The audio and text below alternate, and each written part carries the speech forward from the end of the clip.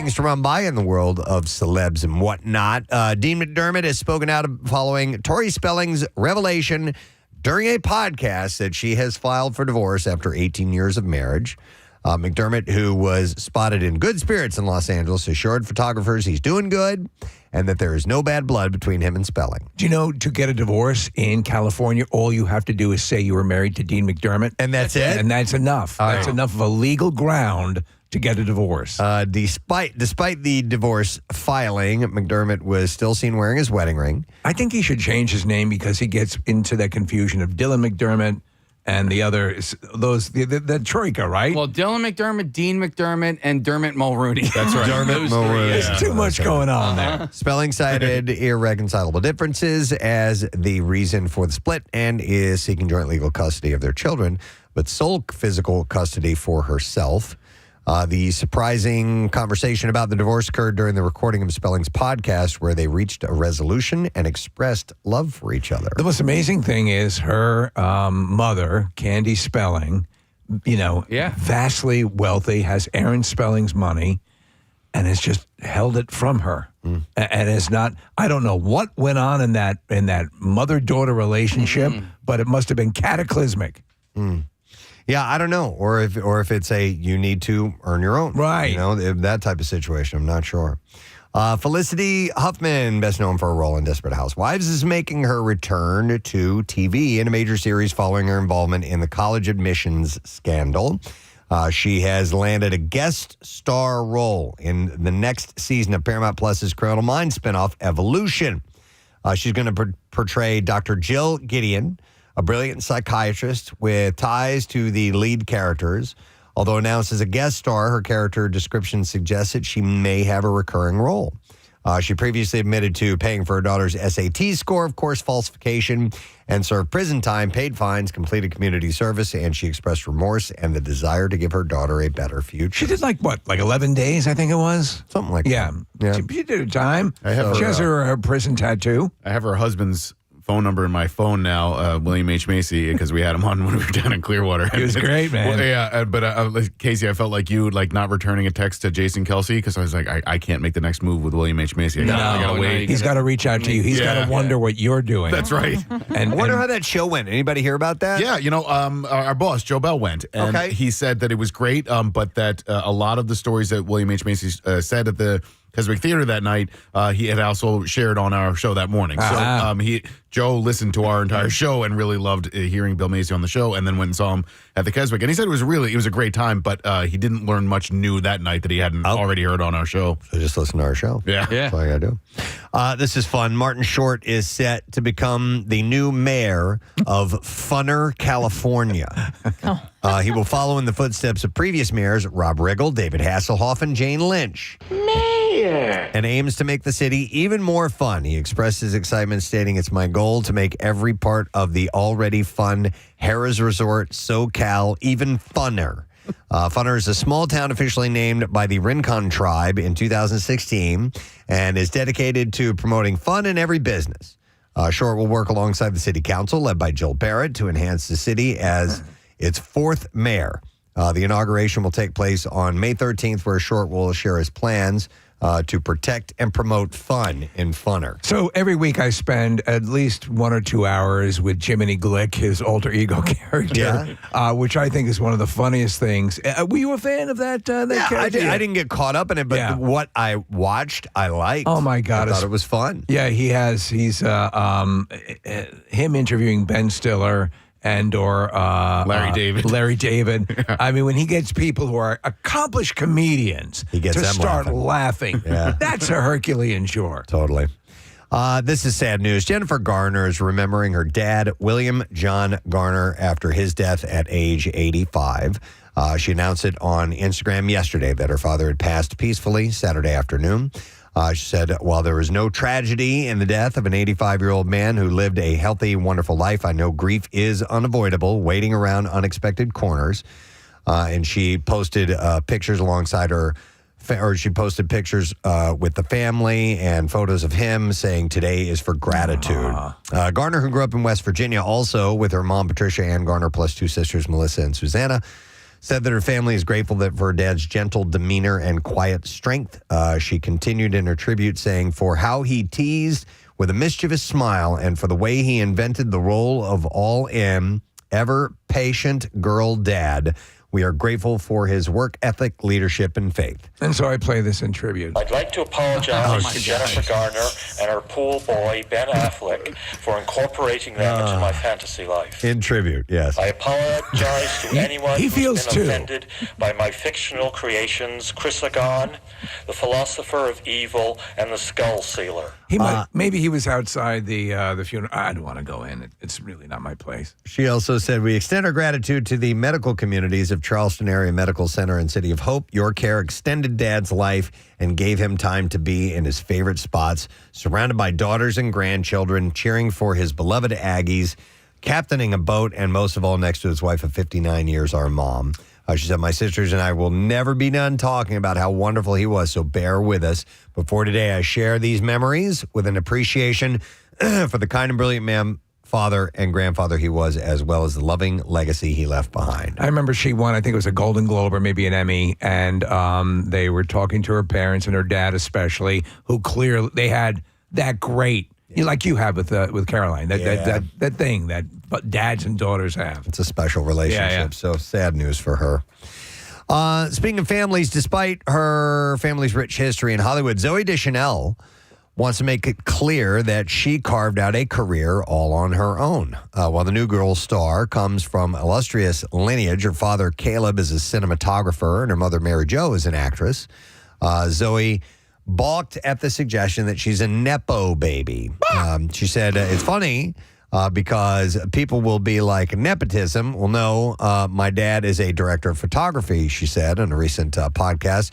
No one's getting jobs because their dad's a DP. Definitely not. You might get a little consideration, but no one's going to put their career on the line to move you along if it's going to impact them negatively. Yeah, you have to be. You have to be able to do something. Caleb is a six-time Academy Award nominee, best known for his work on movies like The Natural, Fly Away Home, The Patriot, The Passion of the Christ, and 2019's The Lion King. Did he have anything to do with Monster Truck by any chance, Preston? It's a delightful concept. No. No, I don't think so. Meanwhile, Mary Jo is best known for her role on Twin Peaks, while also appearing in movies like The Right Stuff, My Sister's Keeper, and Ruby Sparks. While rejecting the Nepo baby moniker, Zooey was quick to acknowledge how fortunate she's been in other ways. We had the guy in studio for Ruby Sparks. He played the Riddler in the latest Batman movie. What the hell's that guy's name? Played Brian Wilson. He's really good. Yeah, Paul Dano. And then I also have a beach towel that says Ruby Sparks on it. We were talking about promo items yesterday. You need to let them know. It's actually the coincidence. There's a gentleman from Philadelphia who says he has one of your beach towels. It's a good beach. When did that movie come out? 2012. 2012. Okay. So here we are 12 years later. Still a great beach towel. Yeah. Yeah, I got it. Yeah. You can't argue with a great beach towel. Ruby Sparks, Quality product. Yes. By the way, Dano does the voice of the alien in that Sandler movie, this astronaut, spaceman. Does he? Yeah. Okay. Well, anyway, back to Zooey Back to Deschanel. beach towels. You know, just as a In side space, note, you don't need a beach towel. I had written down as a question a month ago. I wrote it on my phone and I never got around to asking Casey, have we had Paul Dano in studio? And now I got my answer, and I feel like such relief because I had forgotten to ask that question. The universe is working in your favor, and because I couldn't place it because you were talking about Dermot Mulroney and Dean McDermott. I get confused between Paul Dano and Michael Dan Polo? No. Michael Cera, and there's one other that is kind of like. Anyway, I Jesse feel better Eisenberg. now. Thank you, Jesse Eisenberg. By the way, is other Paul one. Dano was very good in studio. Well, Yeah, I remember clearly us having him in because I was nervous about having him in because I thought he was going to be a difficult interview, and he was not. He was an easy interview. He was a very nice guy. We thought, okay, he's going to be a real deep, artsy kind of guy and method, but he was very cool. Zooey Deschanel? Oh, Yeah. She said, No. beach towel. I can't possibly emphasize enough how much creative help I had from my family unit. My dad is a great creative mind and such a talented person. And she said he knows everything about film. My mom is a great actor and so nurturing. She would coach me when I didn't have an acting coach. She would help me read lines. She was so supportive. She explained that having artistic parents just automatically makes you have a community, but she does not claim to be a Nepo baby. Do you know what I found out over the weekend? And this just passed over the time off. I was, I said yesterday I was my father's service. I never knew that my dad briefly made a run at going out and being an actor. What? Yeah, he wanted to. He wanted Did to. he ever try? I mean, like, and it passed quickly, but yeah. Like, did he do plays and stuff, or any local theater? So my grandmother was big into entertainment. My aunts all performed in the USO and performed with Bob Hope and stuff like that. But he took another route. That's cool. He took a different route. Actor Michael Stolbarg, the actor best known for his roles in Boardwalk Empire and Call Me By Your Name, was struck in the back of the neck with a rock in New York on Sunday evening. Stolbarg was walking near Central Park around 7:45 p.m. when the suspected attacker, a transient named Xavier Israel, threw a rock and struck him in the back of his neck, causing an abrasion. The actor chased Israel to the front of the Russian consulate, where officers took Israel into custody without incident. He declined medical attention on the scene. The Emmy and Golden Globe nominated actor is best known for his role as crime boss Arnold Rothstein in Boardwalk Empire. He was also in The Shape of Water and the TV series Fargo and miniseries Dope Sick as well, where he earned a Emmy nomination. Let's do it again. All right, here we go. That's better. That's what we're going for. I misunderstood my cue. Okay. One more time. Ow! Well, he shouldn't have yelled it. Yeah, well, he was demanding a rock, and the transient was simply complying. Outside the Russian consulate for. And you know what? And he was wrapped in this most glorious beach towel. Ruby Sparks? Ruby Sparks. Yeah. This guy. Amidst an alarming rise of men randomly punching women in the face in New York City, TV personality Bethany Frankel also recently revealed that she was struck by a transient while apartment hunting, calling New York insane in a TikTok video shared last week. There was a dude here, Hugh Jackman? No. His name's Huey, but I almost called him Hughie. Huey Dillon caught this dude on camera, on video, I guess right after he punched this woman in the face. Transient dude, yeah. What's that about? I don't know. By the way, if you've ever wanted to punch someone in the face, now's the time to do it and just blame it on on transient. In a Ruby Sparks towel. All right, Conor McGregor has been punching people in the face. Yeah. Has not competed in combat sports for 2 years, but that hasn't stopped him from excelling outside of the cage. Former two-division UFC champion made his first venture into acting. Despite the mixed reviews of his performance, the movie has been a huge success. Roadhouse, of course, with Jake Gyllenhaal, was released less than a month ago and has already been a monstrous success on Prime Video. The movie broke a record by boasting 50 million worldwide views in its first 2 weekends of release, making it the platform's biggest ever opening in its 18-year history. It's pretty amazing. So I wanted to see it. I was all set, and something distracted me. Did you see it? I did. Did you watch it? What'd you think? And here's why I think you obviously have people who were fans of the original Roadhouse, like ourselves. And when we saw the trailer, at first you're like, we don't have to do this. And then you see the trailer, you're like, okay, I'm in. Then I got my son to watch it, which for me was a massive coup because getting a 16-year-old to hang out with you is not that easy these days. But Conor McGregor's in the movie, so interesting. if it wasn't Conor playing him, that was enough for him to go, yeah, I'll watch this. So I couldn't get him to watch the original though. And what'd you guys think? I think he enjoyed it more than I did. Okay. I enjoyed it. There were just Is it cheesy? It's silly. It was a little fantastic. Okay. So I mean, what at one happens- point, this dude gets launched off of a boat into a house and he lived. I was like, no. Okay, so then that's what I heard is that the first 2 acts are actually pretty down to earth, but the third one goes big cartel or whatever, off the charts. But I liked Fast Connor. and Furious. Connor is just this, the moment you're introduced to him, he's like buck naked and, walking through the streets naked. And well, you see, without a care in the world. He, in the movie, has ended up as a meme that is being used all over the place. Apparently, when he has a walk or a gait about him that, that sort of thing. A little hunched over. Yeah. The success of the movie is great for all involved, but one telling factor that clouds over Roadhouse is the reviews from both critics and the general public. On Rotten Tomatoes, Roadhouse was given 59% from critics and an even worse 54% from fans. However, the movie does have a better score on IMDb, though only slightly at 6.2 out of 10. Despite the poor reviews from viewers, Roadhouse does a good job of executing what type of viewing it intends to be, which is an exaggerated, adrenaline-fueled action film with a little bit of comedy in there. So, did you see the original in the movies? In the theater? Yeah. I don't remember. I might have. I saw that later. I saw Next of Kin in the theaters, which is another guilty pleasure. Totally. Yeah, same thing. All right, let's see. We have time for another one. Yeah, let me just do one more, and then we'll move on to the clips. Benedict Cumberbatch and Olivia Colman are going to have a nasty divorce. The two British stars have signed on to star in The Roses, which is Searchlight's reimagining of the 1989 dark comedy The War of the Roses, which starred Michael Douglas and Kathleen Turner. Jay Roach, the comedy director who segued into drama with movies such as Recount and Bombshell. Oh, I directed him one time. He did, the Paul Rudd, Steve Carell.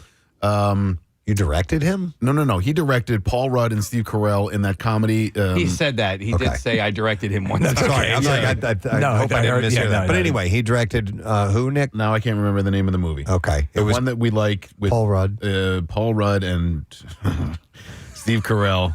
Dinner for Schmucks. Dinner for Schmucks. That's it. Yes. And So I directed Paul. Paul Rudd. You interviewed him. Congratulations on Is that what you meant to say. Okay. God damn, my dad pursued an acting career, and you've been directing major stars. I apologize. I apologize. Jay Roach. Jay Roach is a nice guy. All right, very good.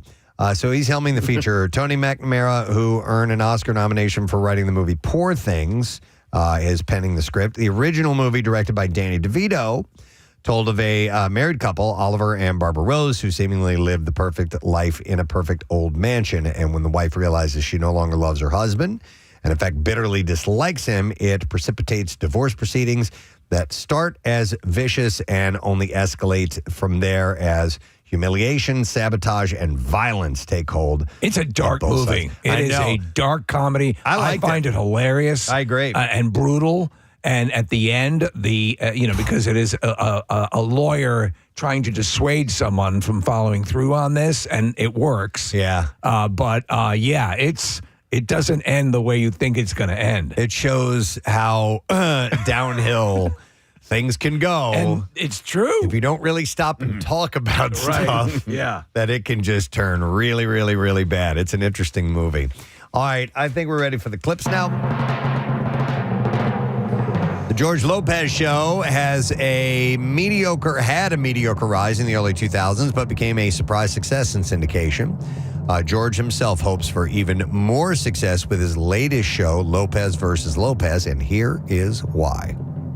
My job is to take this show as far as it can go because, my daughter's on the show. So that's my main focus, is to get beyond season 2 and go into the numbers that we did on the first show. For me to syndicate my first show in 2002 and possibly syndicate this one, I think my legacy would be sealed. I don't think I want to see it. Lopez versus Lopez season 2 premieres tonight. That's on NBC. Here's our next clip. The Old Oak. In the Old Oak, new friendships blossom as tensions grow while the future of the last remaining pub in a small mining community is in question. In this clip, director Ken Loach talks about what it's like, what is likely his final film. Here we go. You hate saying never because making film is such a privilege, but the reality of the years catches up with you. I mean, I don't direct from behind a monitor. You're on your feet 12 hours a day or more. The emotional commitment is pretty high. And I'm not sure I can get around the course again, to be honest. I don't think I want to see it. The Old Oak opens in theaters this Friday. There we go. The Old Oak. Yep, that's what I have in the entertainment news for you this morning. As I gaze into the Acme Lounge, I see a whole bunch of people, and they're from CJ Watson Electrical, and we are catering some breakfast for them this morning. They're going to hang out in our studio. They were the winners of the Preston and Steve Camp Out Business Challenge, randomly chosen. They were one of the many people that donated in groups that got together and made an awesome donation to Camp Out for Hunger, and they were the winners of this particular morning where we're going to hang out. They're going to have some food. Very exciting. What we do, and they're going to get to see Todd McCulloch when he comes in here, which is cool.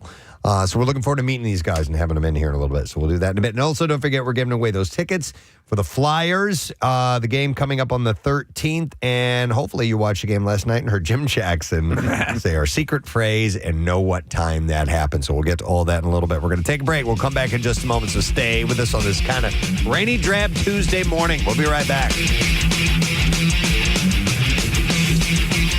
That's your traffic on 93.3 WMMR. All right, thank you, Kathy. And a round of applause for CJ Watson Electrical.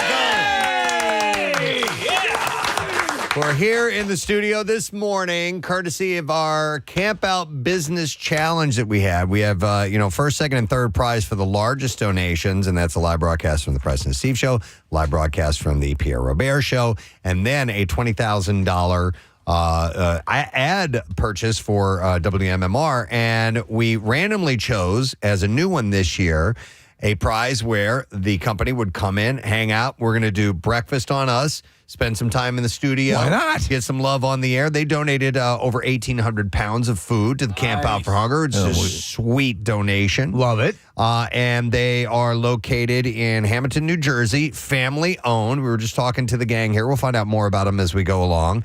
But we love the fact that they were a part of this, and we're just trying to, give more incentives for people to participate in the camp out. We want it to just continue to grow. We've been doing it for a long time. We still are looking for new ways to make it bigger and better, and this is one of those things. So we thank the game from CJ Watson for being here. Because everyone is in the running then at that point. Yeah, everyone has a shot at getting something. So I think we'll have to do it again this year as well. So they're hanging out, and we'll bring them up throughout the program. But you know what we're going to do right now? Totally Presbo. Totally Presbo. Hi, Presbo. Oh, thank you, Getty. Was that Geddy Lee? That was Geddy Lee. One more time, Casey, hit it. Hi, Presbo. Yeah, I figured it fits because the Totally Presbo stinger is Hi, Totally Presbo. Play it again. Hi, Presbo. There you go. All right, so Pennsylvania lawmakers have advanced a bill that would make Hershey's Kisses the state's official candy. So I assume we don't have an official state candy right now? You know what? I thought that there was, Steve. That's a good question. So state representatives Thomas Mahaffey and Patty Kim renewed a bill after years of attempts, saying last year that the Kiss is recognizable worldwide and strengthen the region's economy in unparalleled ways. I mean, it's an obvious. Yeah. If you're talking about a candy that's associated with PA, just by the fact that it's Hershey, Yeah. right? I think so. I don't eat them, though, the Hershey's Kisses. Unless they have, if they've got almonds in them, I'll do those ones. They're awesome, Just yeah. the regular ones. That's my preferred. Yeah. But if somebody's got, on their desk a little dish full of Hershey's Kisses, I might grab one, just pop one real quick. I'll even go through their drawers just to see what they have. If they have anything Yeah. like that. But I do prefer, Yeah. the ones with almonds. But I don't. Will you go with the white chocolate? And they'll sometimes for the holidays. Those they'll are do the okay. mint. Yeah. And they have dark chocolate ones, and they have they've got a variety. Some of them have like a soft, squishy center. I like Right. squishy as well. I like the squish. I mean, honestly, I can, in my mind, I can really only think of one other state where if I think of the state, I go, think of candy? I think of that particular chocolate, and that would be C's in California. C's chocolate. C's. I'm not familiar. Never heard of it. SEES. No. Yeah, if you're in LAX or whatever, there's C's candy shops and stuff like that. But I can't think of you think of another state. Is there another state where you go? No, oh, yeah, I don't even. And I wasn't even aware of C's. Actually, you know what? I think when I think of California, Casey, I think of Ghirardelli. Okay, they have yeah. that place in San Francisco, yeah. So Okay. But I'm trying to think of your question. I can't think of any other place. No. So the idea of making Hershey's Kisses the official state candy began as a Bucks County students project that was brought to lawmakers. And similar legislation had never made it far enough to face a full vote in the House of Senate. On last Tuesday, it passed the House 130 to 71 with bipartisan support. All the seal of chocolate kiss made the official chocolate candy of Pennsylvania. Thank you. What? Mitch, what are you doing here? How did Mitch McConnell I end just up? put it on my desk. I ran right out to the podium to start speak. Thomas Mahaffey said the students. Where's the other half? Never thought that the Hershey's Kiss being the state candy would be so confrontational, they said ahead of the vote. Who's opposing the chocolate kiss? Believe it or not, there were some people. So with their own candy ideas? State Representative Kristen Marcel said, let's give these students the recognition they deserve and support their sweet initiative for Pennsylvania. But not all members of the House felt as sweet towards the bill. State Representative Paul Schemmel voted against the bill and highlighted an extensive history of candy in Pennsylvania, such as peanut chews and peeps. Which is true, but they're not as But they're not as well known as I agree. as Hershey and the state and you know and what I mean? the world. And the world. Yeah. It literally has transcended the state. So I think if were you to go outside of the area, they would not know. They might not know of Zittner's, right? That's Zittner's, Asher's, like they had mentioned the Goldberg's, peanut chews. Yeah. I get all that, and they're all great, fine chocolates, but the gravitas that is the Hershey's Kiss. Yes. So the Senator Schemmel said, today we're being asked to put our thumb on the scale as a state government and select just one company to get the honor of being the state candy, one candy of being the state candy in Pennsylvania. That is not fair or appropriate that one private enterprise be honored in this way when all of the others are disrespected. Glory be to all candies in Pennsylvania, he said. State Representative Russ Diamond also voted against the bill, saying that it was unfair to other companies while highlighting headlines that poorly reflected the Hershey Company. And Brad Rose said, Mr. Speaker, it is ridiculous that we are favoring a frickin' piece of candy. Frickin' candy. I'll tell you this, whether or not they acknowledge it or not, people who don't like it aren't going to automatically start eating it. Either you like it or you don't. Right, exactly. You know? I think it'd be nice to That's a nice designate that. Hershey's Kisses were first made by the Hershey Chocolate Company in 1907. If you go to stay at Hershey, you'll find out the whole history. Yeah, while the exact origin of the treat's name is not certain, this is interesting. Hershey says one story is that the machine that makes kisses makes a sound like a kiss. Really? And a kiss was also a common confectionery term for a small piece of candy. That's not a kiss. It's not a kiss. Hershey Sharts. That's an ass kiss. Hershey Sharts. Sharts. Wouldn't that be great? Well, I mean, the squirts, right? Yeah. The Hershey squirts. Well, it's true. Yeah. Yeah. Why have they never promoted that? I can't imagine the reason why. Come Preston. on, man. I don't know why. Remember when we were trying to do just simple contests using their product line out at when we do the and they got all At they were Hershey- so panicky At Hershey about, Park, we were just doing a taste test. Yeah. And we were trying to see if you could determine what you were eating. We put a couple of different Hershey's products And they in were there. having seizures. And they weren't really down with it. No. And we're like, come on, man. We're not beating up on the product. In fact, we're talking about how much we love the product. Racing it. Would you guys eat a candy bar if it was called poop? Yeah. It tasted good. Yeah. It tasted good, sure. All right, we should do that. So the company, by the way, the company makes 70 million kisses a day. Oh my 70 God. million a day. What? That's an obscene amount, Yeah, right? that's ridiculous. 70 million of them a day. Watching that machine make them, It's hypnotic. it is hypnotic. Hypnotic. It's crazy. It just Yeah. That's like a couple of videos on Pornhub. Yep, exactly. So anyhow, the bill has advanced to make the Hershey Kiss the state's official candy. So we'll see if that ends up happening or not. All right, here we go. Only Presbo. Hi, Presbo. All right, so let's talk about bidets for a moment. I have one. Going from the Hershey squirts to bidets.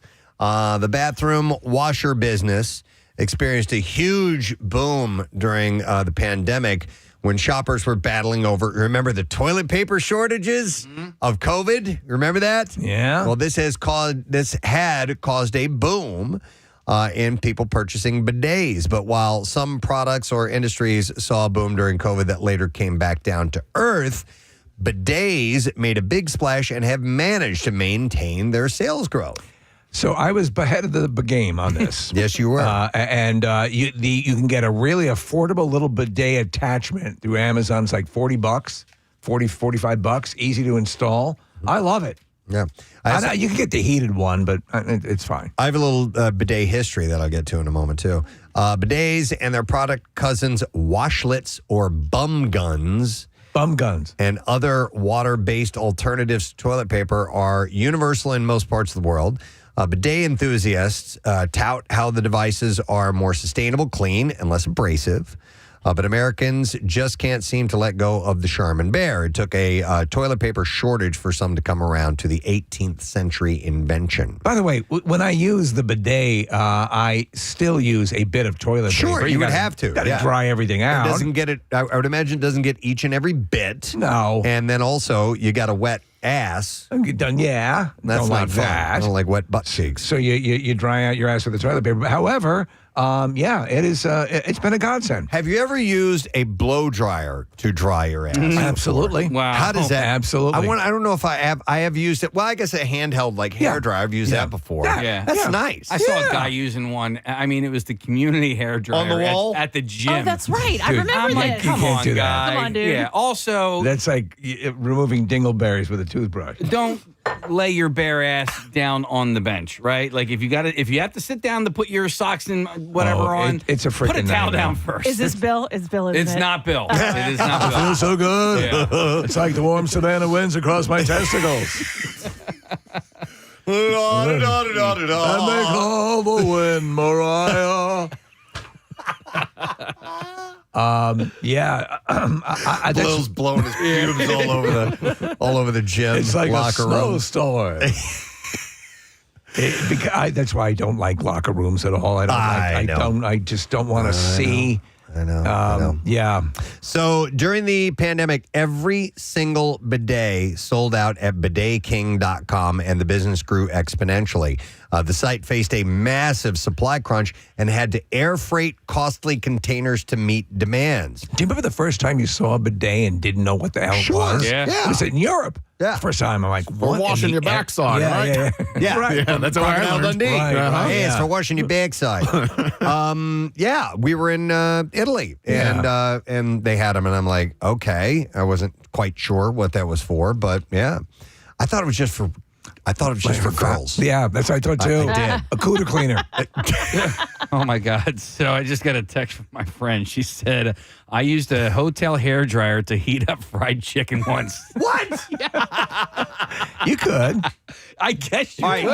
I used the hotel hair dryer as like a dryer for my clothes. I was out in the rain and my shirt got soaked and I still had to wear it. And it took a really long time. But Okay. But you got it done. I got it done. When we stayed in Venice, my sister and I were vacationing, and they didn't have any air conditioners. It was summertime. That's why so many people die. It gets really hot there, and so we had the windows open, and I'm like, let's turn on all the water on cold. The shower, the bidet, the sink, all of it, and maybe that'll create Did it some work? cooler air. Not really, but we left the water running all night long. Jesus. And dude, we must have run up. It was a totally wasteful thing to do. But we had the bidet, like a little fountain, going the whole time as well. So by some estimates, the entire bidet market grew 2 to 3 times during 2020. Tushy, which makes a trendy bidet seat attachment, maybe that's what you have, Steve. It probably is, yeah.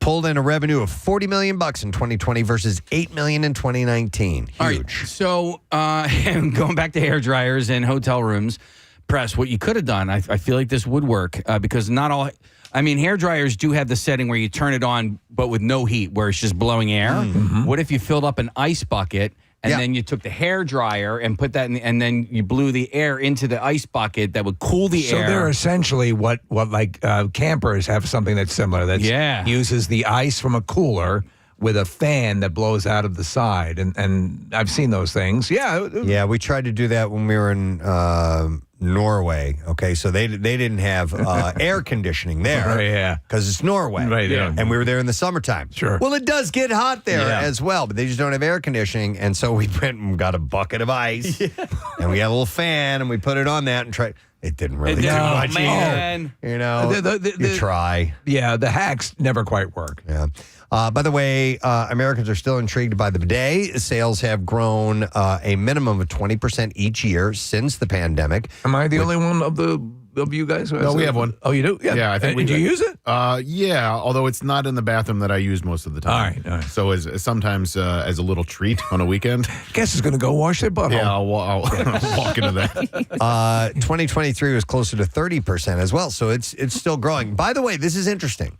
A common reason why bidets aren't used in the U.S. is that during World War II, American soldiers saw brothels utilizing bidets, and when they came back to the United States, they shunned the bidet because of the connotations. Also, the construction boom that took place in the post-war years built plumbing systems without bidets. Japanese washlets and other devices, however, connect to existing toilets and don't require separate plumbing like French-style bidets, as they came with their own plumbing. So that's what I did. It's an easy hookup, and again, the attachment goes right on the toilet, and a couple of controls, and you're good to go. Hang on, I'm going to go to Frank on the phones. Hi, Frank. Good morning. Gadzooks. Gadzooks. What's up, bud? So, to go with the bidet and going like ultra green, on Amazon and Etsy, they actually have cloth like toilet paper that you can buy. Yeah, they're called curtains. Wash it. All right, so you wipe your ass with this cloth, and then I guess you toss it in, like a trash bag or something like that, and then you wash it later? Yep. No. Nah, that's okay. Oh, it's like the old reusable diapers. Yeah, right. Yeah, But it's a thank nice you, Frank. idea. I appreciate it. I see where you're going with it, but do you want a bag of? That's my toilet paper bag, dude. The idea of the it's like a snot rag. diapers. Oh, no way. But I mean, you got to figure you're bideting your hiney first, so the matter on there's still poop in it. I know, but it's a little poop. I don't. Was he talking about in addition to? Yeah, he has a bidet, and then he also uses reusable toilet paper, so you're getting most of the matter off. Yeah, that wouldn't be so bad. By the way, on the screen here in the studio, the one all the way to the Lux, yes, where the arrow is pointing, that's the one that I have on my toilet. I recommend it highly. $38. Can't be. That's not bad. $38? Yeah. Okay. Not bad at all. All right, we're moving on to something else. Oh. Yep. Hi, Presbo. Totally Presbo. Let's talk about parking in Philadelphia. It's awesome. Officials want to crack down on parking on sidewalks and curb ramps. You just go parking? into yeah, man. The Philadelphia, there are so many interesting ways that people park, like double park, triple park, quadruple park. Center, center. I know the parking, center thing. I've seen that quite a bit, but I haven't seen cars actually on sidewalks. There's a guy near me over in Mount Airy who parks his car. So there's a tiny tract of land right in front of his house, and he pulls his car up onto that. Yeah. It's completely not meant for that. The two wheels of the car are still in the road, and I'm like, what? How do you get away with that? You know what? So Because is it his property? It's his property, but he's blocking the sidewalk as well. He's blocking the sidewalk. Oh. Because they get that's not bigger cool. fish to fry in the city. You know what I mean? Like there's the PPA, though, is coming down. They're launching a new campaign, and they're going to focus on vehicles blocking the path of sidewalks and curb ramps. The agency is getting the word out for those sharing personal experiences, asking everyone to keep them in mind before parking illegally. So there's one, Sheila Hess. Is that, we know Sheila. Sheila has spina bifida, and she was assistant to the mayor. Yeah. We know Sheila. She'd come by here many times. She says in the PPA video, I was born with spina bifida.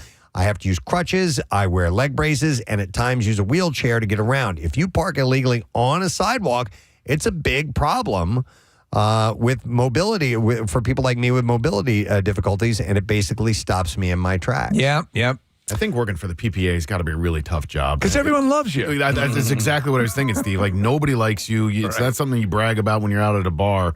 I'm a child molester. Oh, well, this guy, at least he doesn't work for the PPA. Yeah, okay. I thought you were going to say you're the PPA for a second. The informational video also shows how parking on sidewalks and blocking curb ramps makes it more difficult for a number of people. The PPA will hire 30 new parking enforcement officers to focus on ticketing vehicles blocking sidewalks and curb ramps. An estimated 17% of Philadelphia residents have some form of disability, which comes out to about 250,000 people.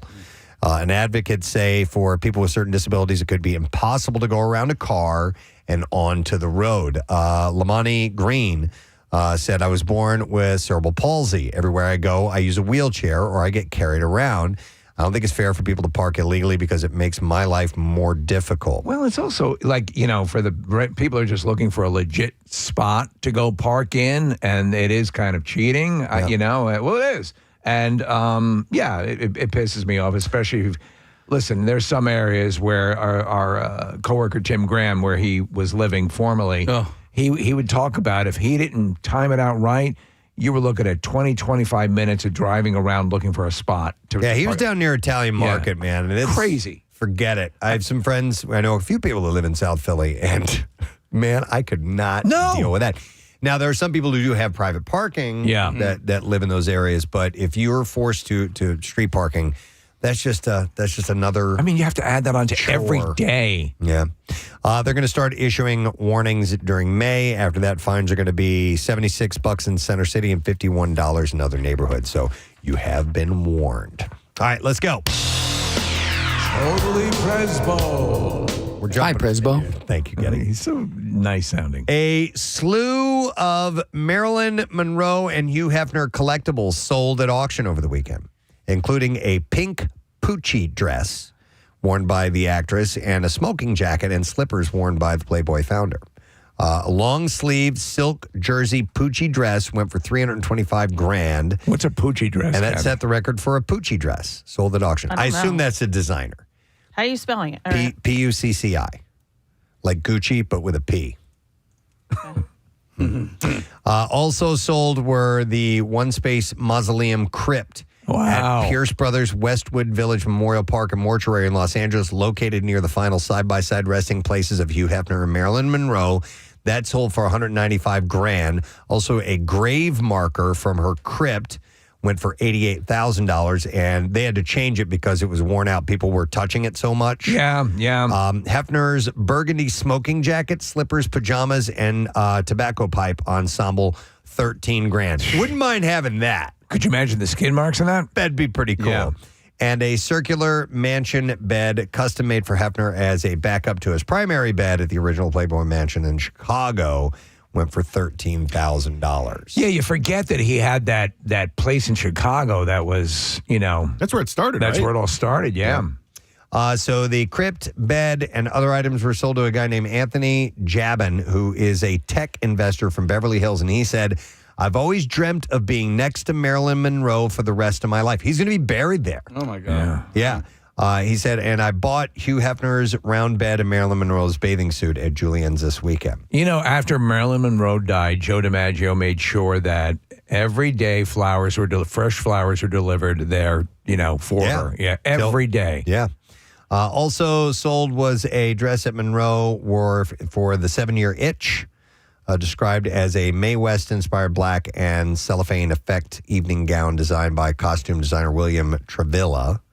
The dress was worn by Monroe in the classic 1955 film's dream sequence scene, which was later cut from the movie. Did you see that movie, 7-Year Itch? Yeah, many times. Is it good? It's good. It's funny. I mean, it's a classic. The guy's wife is away, and there's the neighbor's Marilyn Monroe, and it's sexy, and he's fighting the 7-year itch. So, and it has the classic standing over the subway grate And the 7-year itch is the urge to have an Cheat. affair, right? Yeah. Okay, all right. So I know the sewer, or I mean not the sewer, but the subway grate. They do it in the blows up, and that was where we learned the story from Casey that she had to wear 2 pairs of panties. Huge bush. Because you could see through, and she was it looked like she was smuggling a monkey. Yes. Yeah. But like instead of shaving it, they're like, no, just put on an extra. I don't bloomers. I don't think shaving was a big thing. Do you know though that scene, the filming of that scene, apparently caused her divorce from Arthur Miller? Really? Or Joe DiMaggio? It might have been Joe DiMaggio. I could see Joe DiMaggio. Yeah. He apparently was jealous. I didn't know he had a monkey down there. For my wow, I never saw that thing until I saw 7-year Couldn't itch. find a goddamn banana in the house. The dream sequence of that this dress was in was later cut from the movie, so it never actually appeared in the film. It's a funny movie. It is of a time. Not that long ago, Gentlemen Prefer Blondes was on, and I watched a little bit of that. Yeah, it's definitely of a time. Yeah. And she really did play a ditz in that movie. And she was not. And she wasn't. Yeah, I felt kind of bad for her because they really played her up like that. Right. Though, like when she did the movie Some Like It Hot, that was so she had ditzy in that too. She had to be convinced. She was like, I don't want to do any more of that. Yep. And it was a huge movie for her. It was. So, yeah. She was only 36 when she died. Yeah. I know. That's terrible. So anyhow, those things sold, in case you were curious. We got one more. Time for one more, maybe? One more Totally Presbo. Hi, Presbo. Let's go with, you know what, this is before we went on vacation. I saw this, and I didn't get a chance to get to it, but I want to mention this because I'm totally behind this.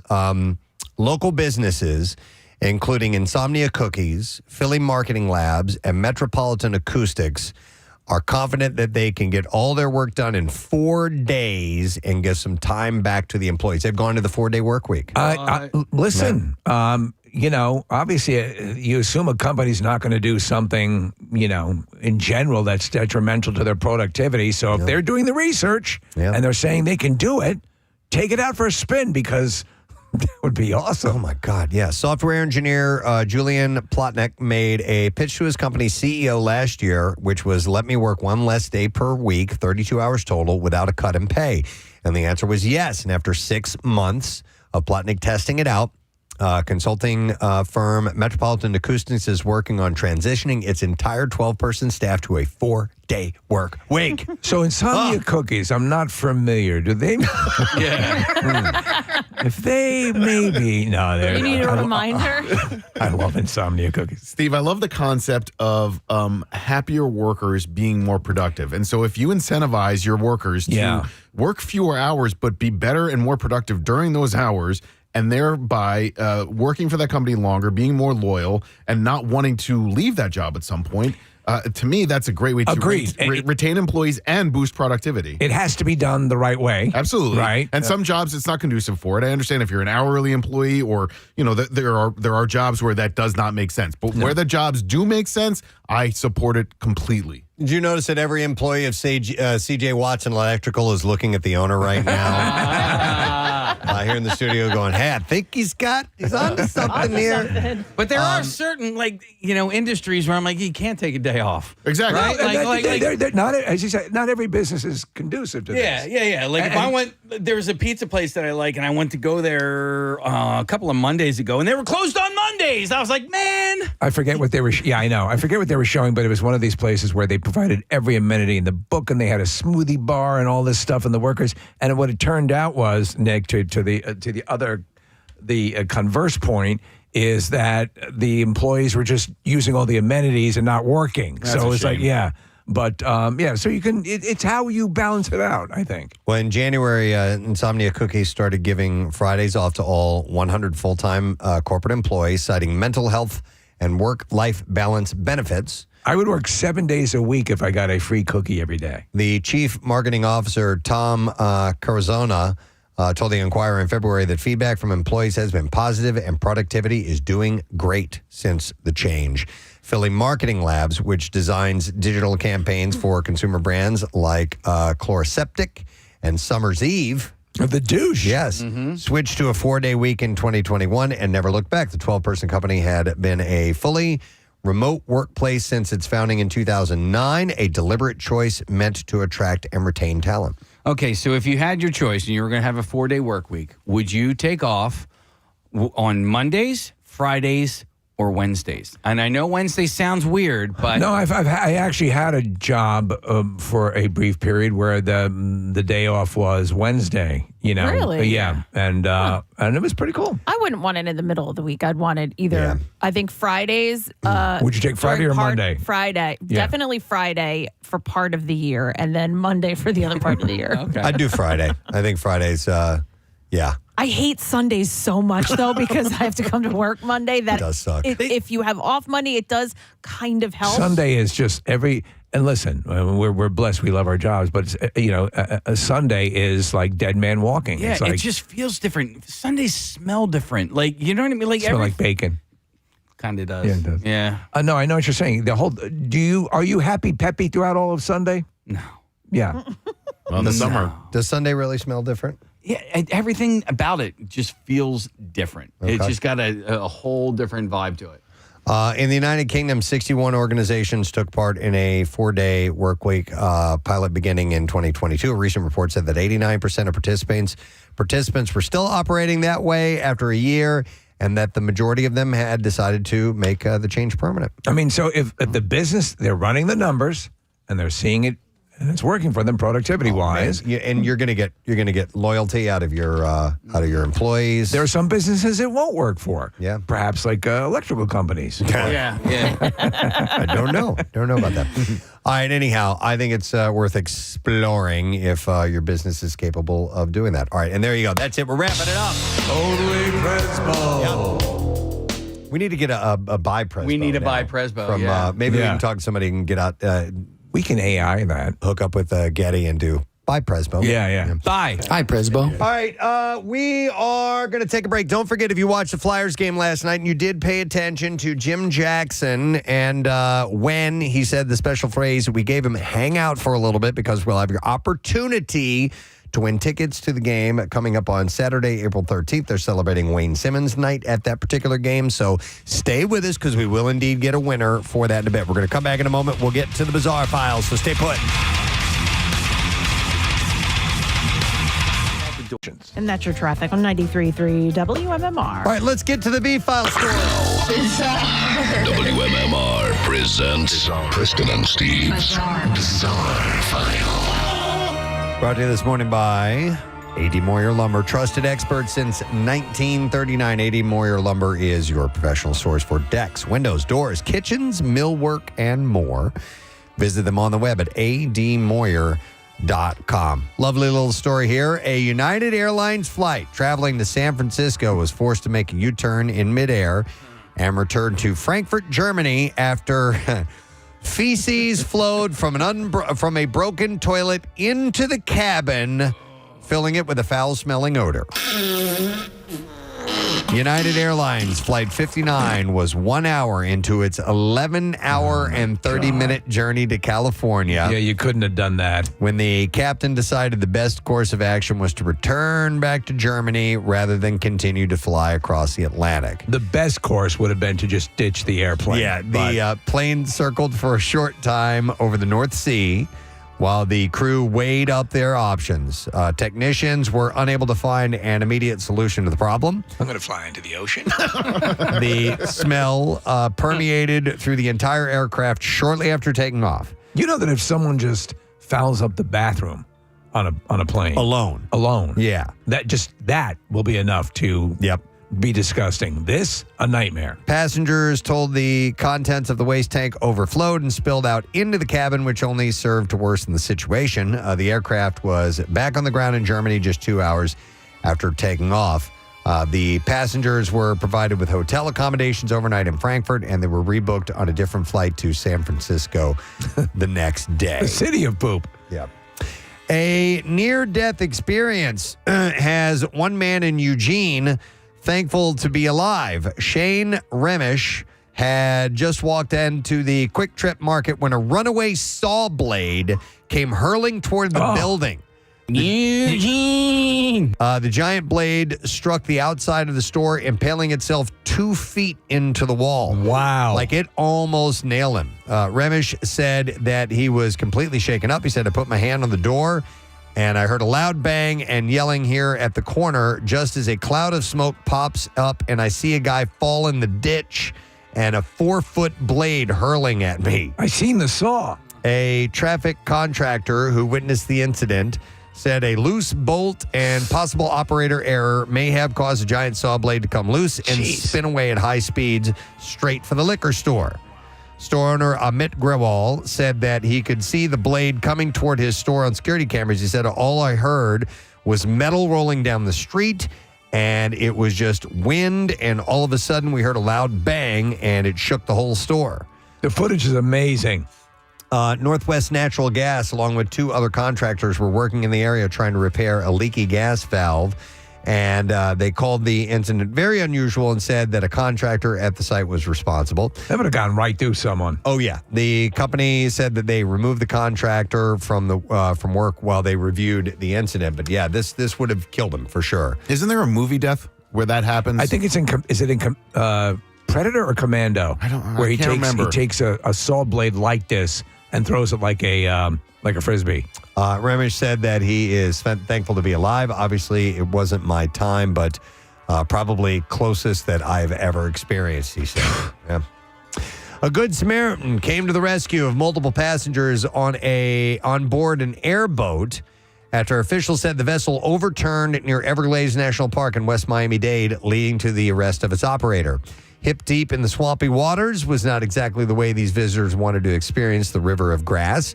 Cell phone video captured the passengers wading through the water.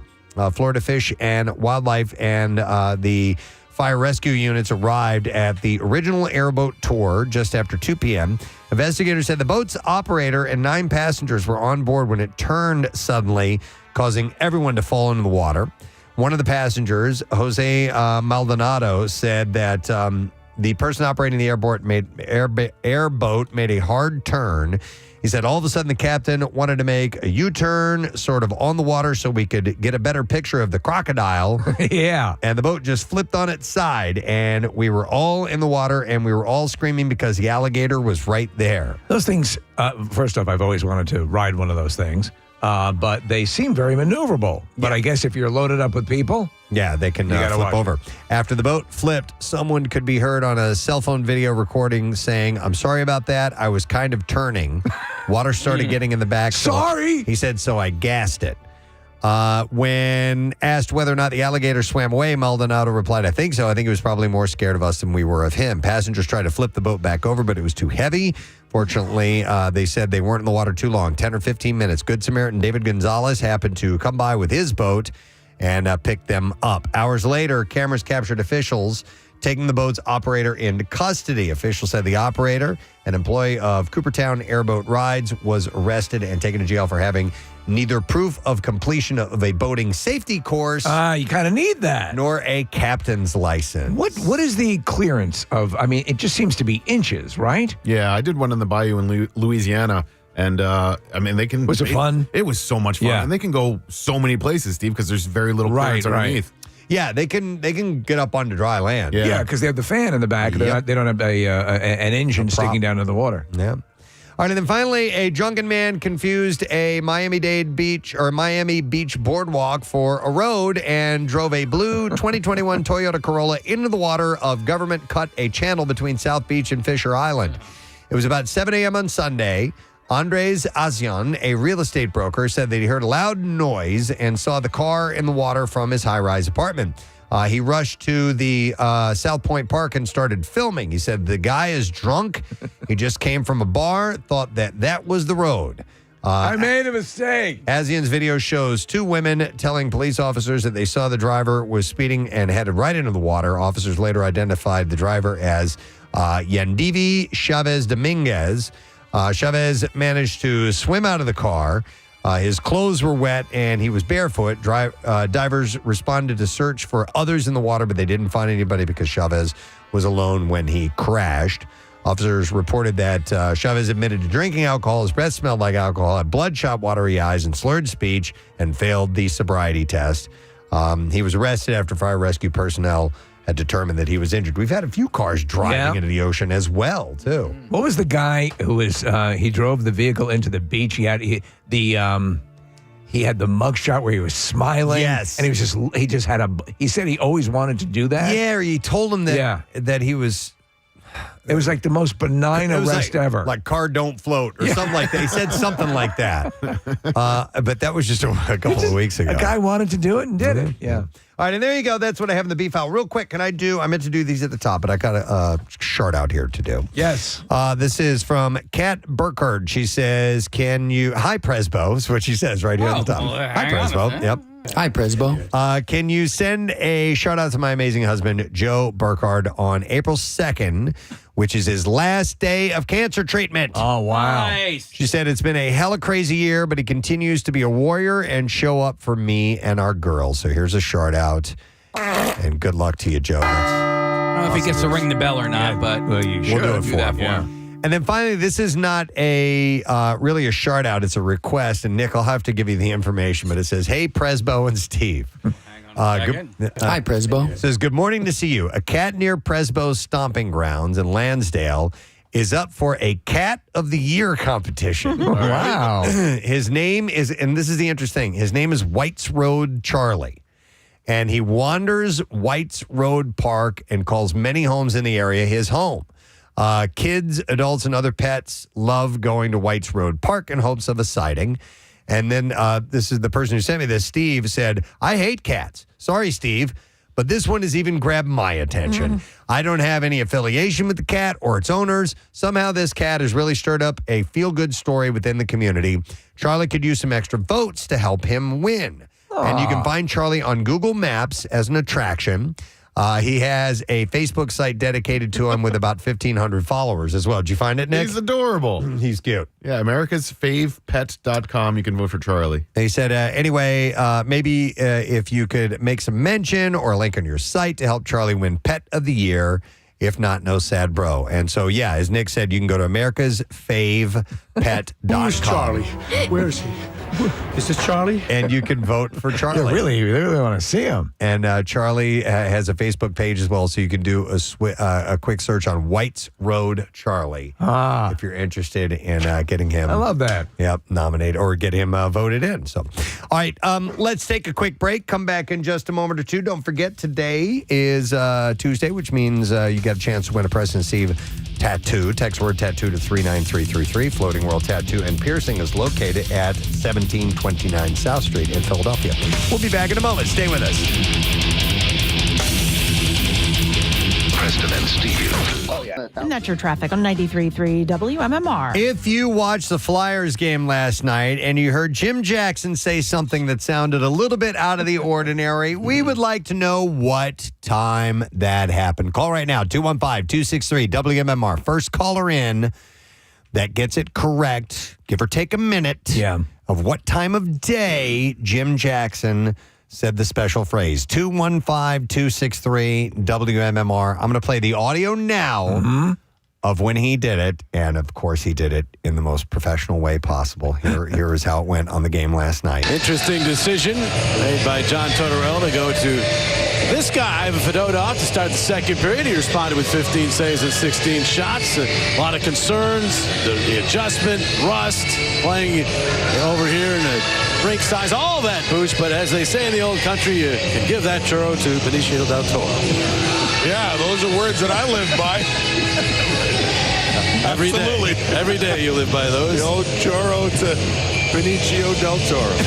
Okay, JJ. Okay, JJ. Listen to Boosh busting his balls. So I love it. I was super excited to hear it last night. I was watching the game, and he tried to find a few different ways to get it into the game, and then a few things happened. Couturier got injured. They brought in that new goalie, Fedotov. So JJ and Bush had a lot of other things that they had to talk about, calling a game and whatnot. Yeah. Besides the contest. Exactly, yeah. So when we'll get to the timing of it shortly, but JJ told Bush that he had to say something at some point, but he didn't tell Bush what he was going to say. That's awesome. So that reaction from Boucher is purely organic and absolutely incredible. Oh my gosh! Yeah, let me hear it. Just the end here one more time.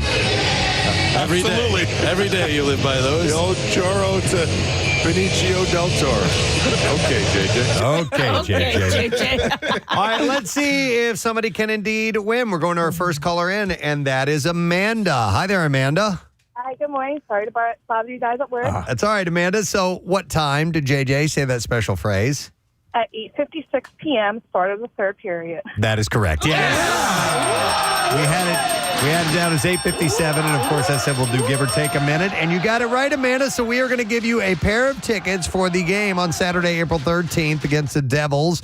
The Flyers are celebrating Wayne Simmons Night in celebration of his exceptional career in Philadelphia and the impact that he made with the Philadelphia community. In fact, they've signed him to a one-day contract so he can retire a Flyer. That's so awesome. And tickets are on sale now at PhiladelphiaFlyers.com. So congratulations, Amanda. Thank you. I'm so excited. My husband's a Devils, and I'm a Flyers fan. Oh, good. Love it. All right, hang on the line. We'll get your information, and we will set you up. Nick, how did Fedotov look in goal? He looked great in goal last night. Yeah, and it was awesome because the Flyers fans were super excited to have him come out on the ice. So he just sort of stopped a puck randomly at the beginning of the second period, and the place went nuts. And then he made a couple of saves on breakaways, and the place went crazy. He gave up the game-winning goal and then the third goal to the Islanders, but neither one of them were really his fault. So it was cool to see him in there. And, man, he's 6'7", 6'8", something like that. He's a big guy. Yeah, and on skates. Yeah. So they should have won the game last night. Does he just look huge standing in the net? He sure does. Wow. Yeah, and it's awesome. So it sucks that they lost, but it was fun to have that audio from JJ. Nick, they say that his head actually brushes against the retired jerseys. Yeah. He's a big dude. Big guy. Big dude. So last night we were on our conference call. We do a little chat each evening just to get prepped for the next day. And Kathy was not feeling good when we were on the call last night. You know what? Yesterday I was all off yesterday.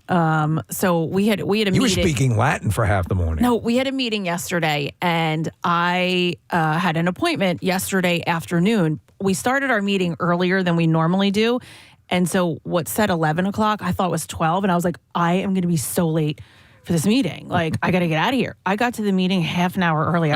They were like, the door was locked. Like, it wasn't even open yet. And I was like, what is going on? I had to go to another office. Like, I just was off. I was not having, I was having an off day. Right. So I got home.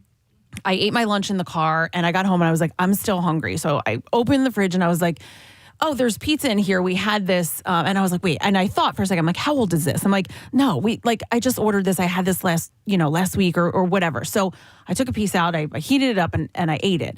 Well, after I ate it, I would say maybe 20 minutes, half hour after I ate it, I thought I was going to die. Oh, I felt so terrible. And then thinking back, I was like, wait, we had off last week. I think it was it probably was, it probably was over a week old, I think. But it was in the fridge. It was totally case. It was in the fridge. It was there, but it was sitting there. Like, that's what I call brand spanking new. No one was eating it. So I think it was a week old, maybe even like 8 days old. So I don't know. And it was just a plain pizza. It was no pepperoni, no chicken, no meat, no nothing. There was no meat on it whatsoever. I felt terrible. I had to lay down. I was like, is this the beginning stages of food poisoning? Yeah. Like I felt, my stomach, I got a massive headache. Did you crap yourself? No, I did, Steve. I didn't get to that point or where I was vomiting or anything like that. No, I did not get there. Horrible. I felt horrible, so bad that the rest of my day was ruined. I couldn't get done what I needed to get done, and I had to lay down. Stomach cramps or anything like that? Just so nauseous, Preston. Okay. Very, very nauseous. I'm not a big fan of old pizza, but I know that back when the old kitchen, we used to have a table in there. Steve, you would come in on a Monday morning not having any idea of when that pizza was delivered or ordered. Didn't matter if someone had died on the pizza and their body had been removed. It didn't matter. It was up for grabs. In my younger days, I wouldn't mind having a slice of pizza that's not even in the fridge, that sat out for 2 days. Well, the box protects it. Right? Thank you. How much does the box protect? As much as you need, yeah. What people don't realize is that the original spacesuit was just a pizza box. That's right. Oh, Yeah. But there are things like, if chicken, has a very short life with me, and, a lot of other foods. But I just looked at the pizza, wasn't thinking, I was like, oh, it was last week, thinking maybe we ordered it on Friday, like whatever it was. But we were away. We went to DC, like I wasn't home. So it was after I thought about it, after I had consumed it and ate the whole slice, I was like, oh, wait, this is really old. I've had food poisoning twice, and it's devastating. It wipes you straight the hell out. Both times I prayed to die and unfortunately did not. And so it's bad. But that was as a direct result of bad chicken Yes, right. and bad pork. Yeah, Steve, I had the worst sickness I ever had was food poisoning, and mine came from salad. Salad. Oh, man. You think you'd be clean and everything.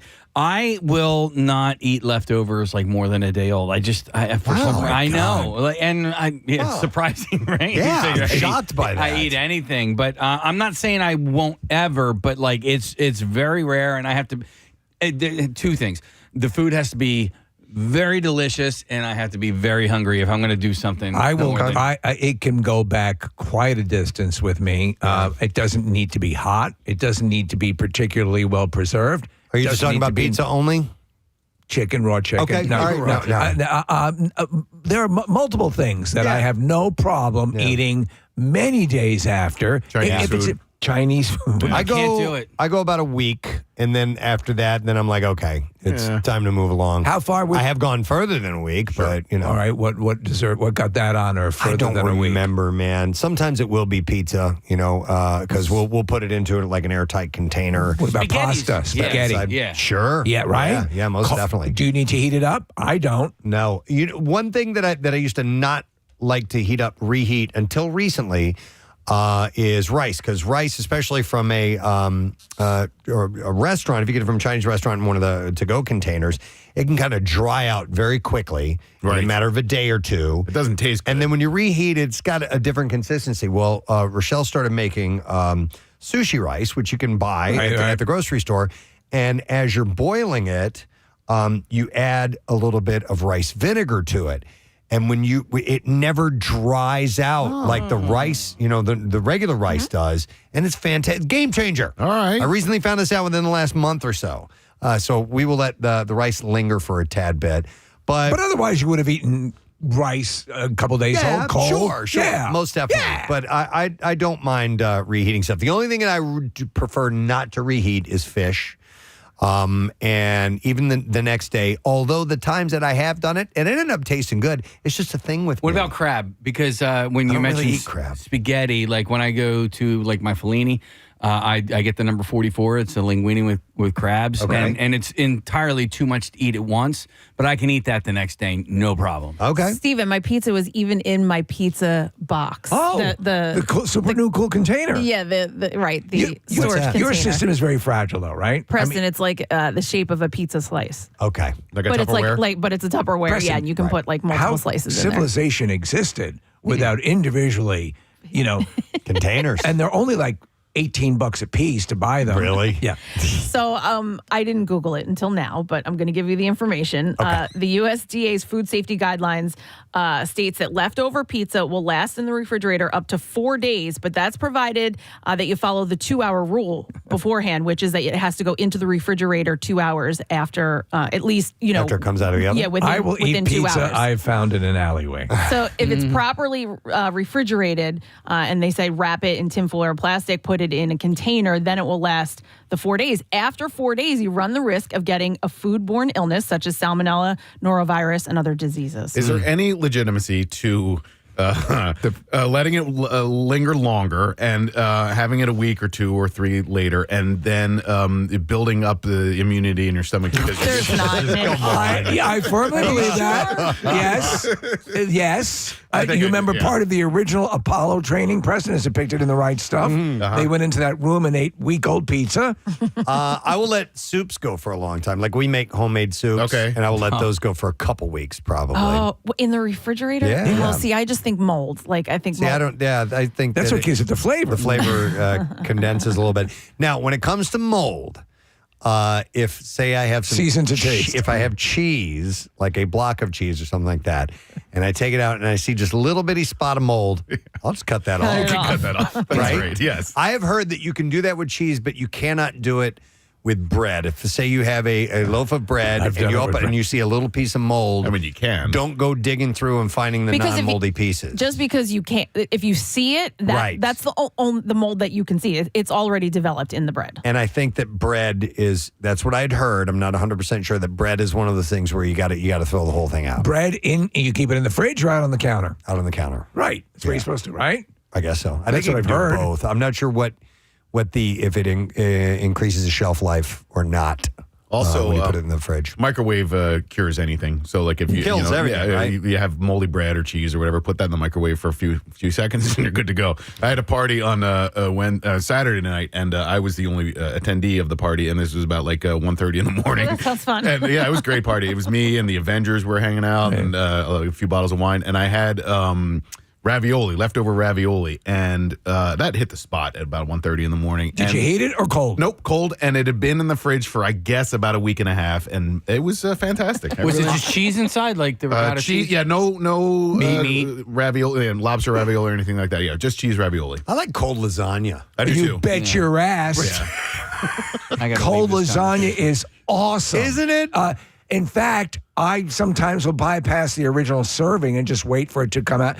It's almost like a pasta cake. No, the only it's thing worse awesome, than hot lasagna is cold lasagna. No. You no. don't like lasagna. That's right. No, Oh, learn from my man. mistake. For years, I shunned ziti because it made me throw up once in second grade. Yeah. And not realizing how awesome ziti can be. Well, lasagna never made me throw up. I just don't like it. I think it's overrated. you're missing out, yeah. man. Wow. Preston, do you want the USDA's rule for cheese and mold? Yeah, please. Okay, discard any soft cheeses showing mold. For hard cheese, such as cheddar, you can cut off at least 1 inch around and below the mold spot. Okay. Yeah. All right. After trimming off the mold, the remaining cheese should be safe to eat. But if it's like a brie or something Right, like no. or blue cheese, but how the hell are you going to know it's blue cheese? It's all mold anyway. Anyway. Stop and think about it. If you have a skin tag, does the doctor euthanize you or does he just cut that No, it off? just cuts that yeah, off. Yeah. And those are tasty too. It's wonderful. On cold lasagna. I think pasta sits in a really wonderful area where cold is fine. Yeah. We Well- talked about eating Chef Boyardee, SpaghettiOs out of a can. Well, think about it. Pasta salad is served cold. Yes. So I can do that. you can have cold pasta. Yeah. Yeah. Cold spaghetti. Cold spaghetti. Cold spaghetti. Which, by the way, we eat fruit salad at my house a lot. And when I ask Rochelle, do we have any fruit salad? What do I get? Every time. Yummy, yummy. Yummy, yummy. Every time I'm like, hi, that's okay. Okay. Do we have any fruit salad? Actually asking the Am I question. going to have to hit you again? You know, they were scheduled to be in town and they were going to come in and their The Wiggles. Yeah, it got canceled, whatever. Oh, man. For whatever reason. Yeah. Not yummy, yummy. I know. No, not so yummy. Now I'm trying to think of the oldest thing I've ever eaten. Well, I mean, my wedding cake. Yeah, Rosetta Stone. I 8-year-old cake, but that was in the freezer, and that's sort of a tradition. Oh, so you do the 8 years old? no, the wedding cake. A year old. A year old. 1 I heard year 8 as old. well. So did I. But whatever, that's fine. If I it's in was the like, freezer it's for 8 years, Casey. you're good. Hey, what when you guys like reheat or have cold spaghetti or cold pasta with either like a meatball in there? Will you reheat the meatball? No. I like a cold meatball sandwich too. Yeah, I don't mind cold it. meatball sandwich is absolutely fine. Cold meatloaf, completely fine. I really don't like anything cold, and I know that it does dry it out, but I'd rather eat it warm and dry than cold. And yet you hate hot fruit. I hate hot fruit. Yes, I cannot eat hot You're fruit. very complex. I think it's the way, like the original form it's supposed to be in, Nick. Oh, Like, all right. Spaghetti's supposed to be warm, so I can't eat it cold. It's the Fruit way is you find supposed it to in be nature. cold. Yeah, It's those bubbling spaghetti pits. But Steve, I was going to bring this up because I know you've mentioned this several times throughout the years, and I appreciate cold pizza too. I don't dislike it certainly, but you on occasion have said you actually prefer it that way. Yeah, sometimes. If I had it side by side, a fresh, hot, out of the oven pizza or a cold one, I would go for the hot one every time. I can say that with complete candor. It can be neck and neck with that. It depends on certainly where it's coming from. Somebody texted in and said cold hot wings. Buffalo style wings. No way. I could do that. Yeah. I love buffalo. Just in general, the beast. I love buffalo wings, but I like the boneless. So I guess I'm a bit of a apostate on that. When it comes to pizza, though, reheating it, man, I am all about the air fryer these days. I absolutely How do you do love that? it. Yeah, I just throw it in the air fryer for 2 minutes at 350 degrees. Perfect. I can see how that works. Yeah. I've transferred over to the pan method, the stovetop method. Yeah. I'm putting a lid on top of that because it heats the bottom of the crust and kind of gives it a second crispiness. I use my bidet. Little crunch. Use your bidet. Yeah. Okay. That's out of the box thinking for sure. I just set the water on hot. Yeah, there's a hot setting on my bidet. Somebody texted in and said cold meatloaf is good. Yes. Oh, my God. Absolutely. Okay. A cold meatloaf sandwich. I used to love, Meatloaf sandwich, sloppy jaw. Would you put anything on the meatloaf or just made them extra sloppy for you.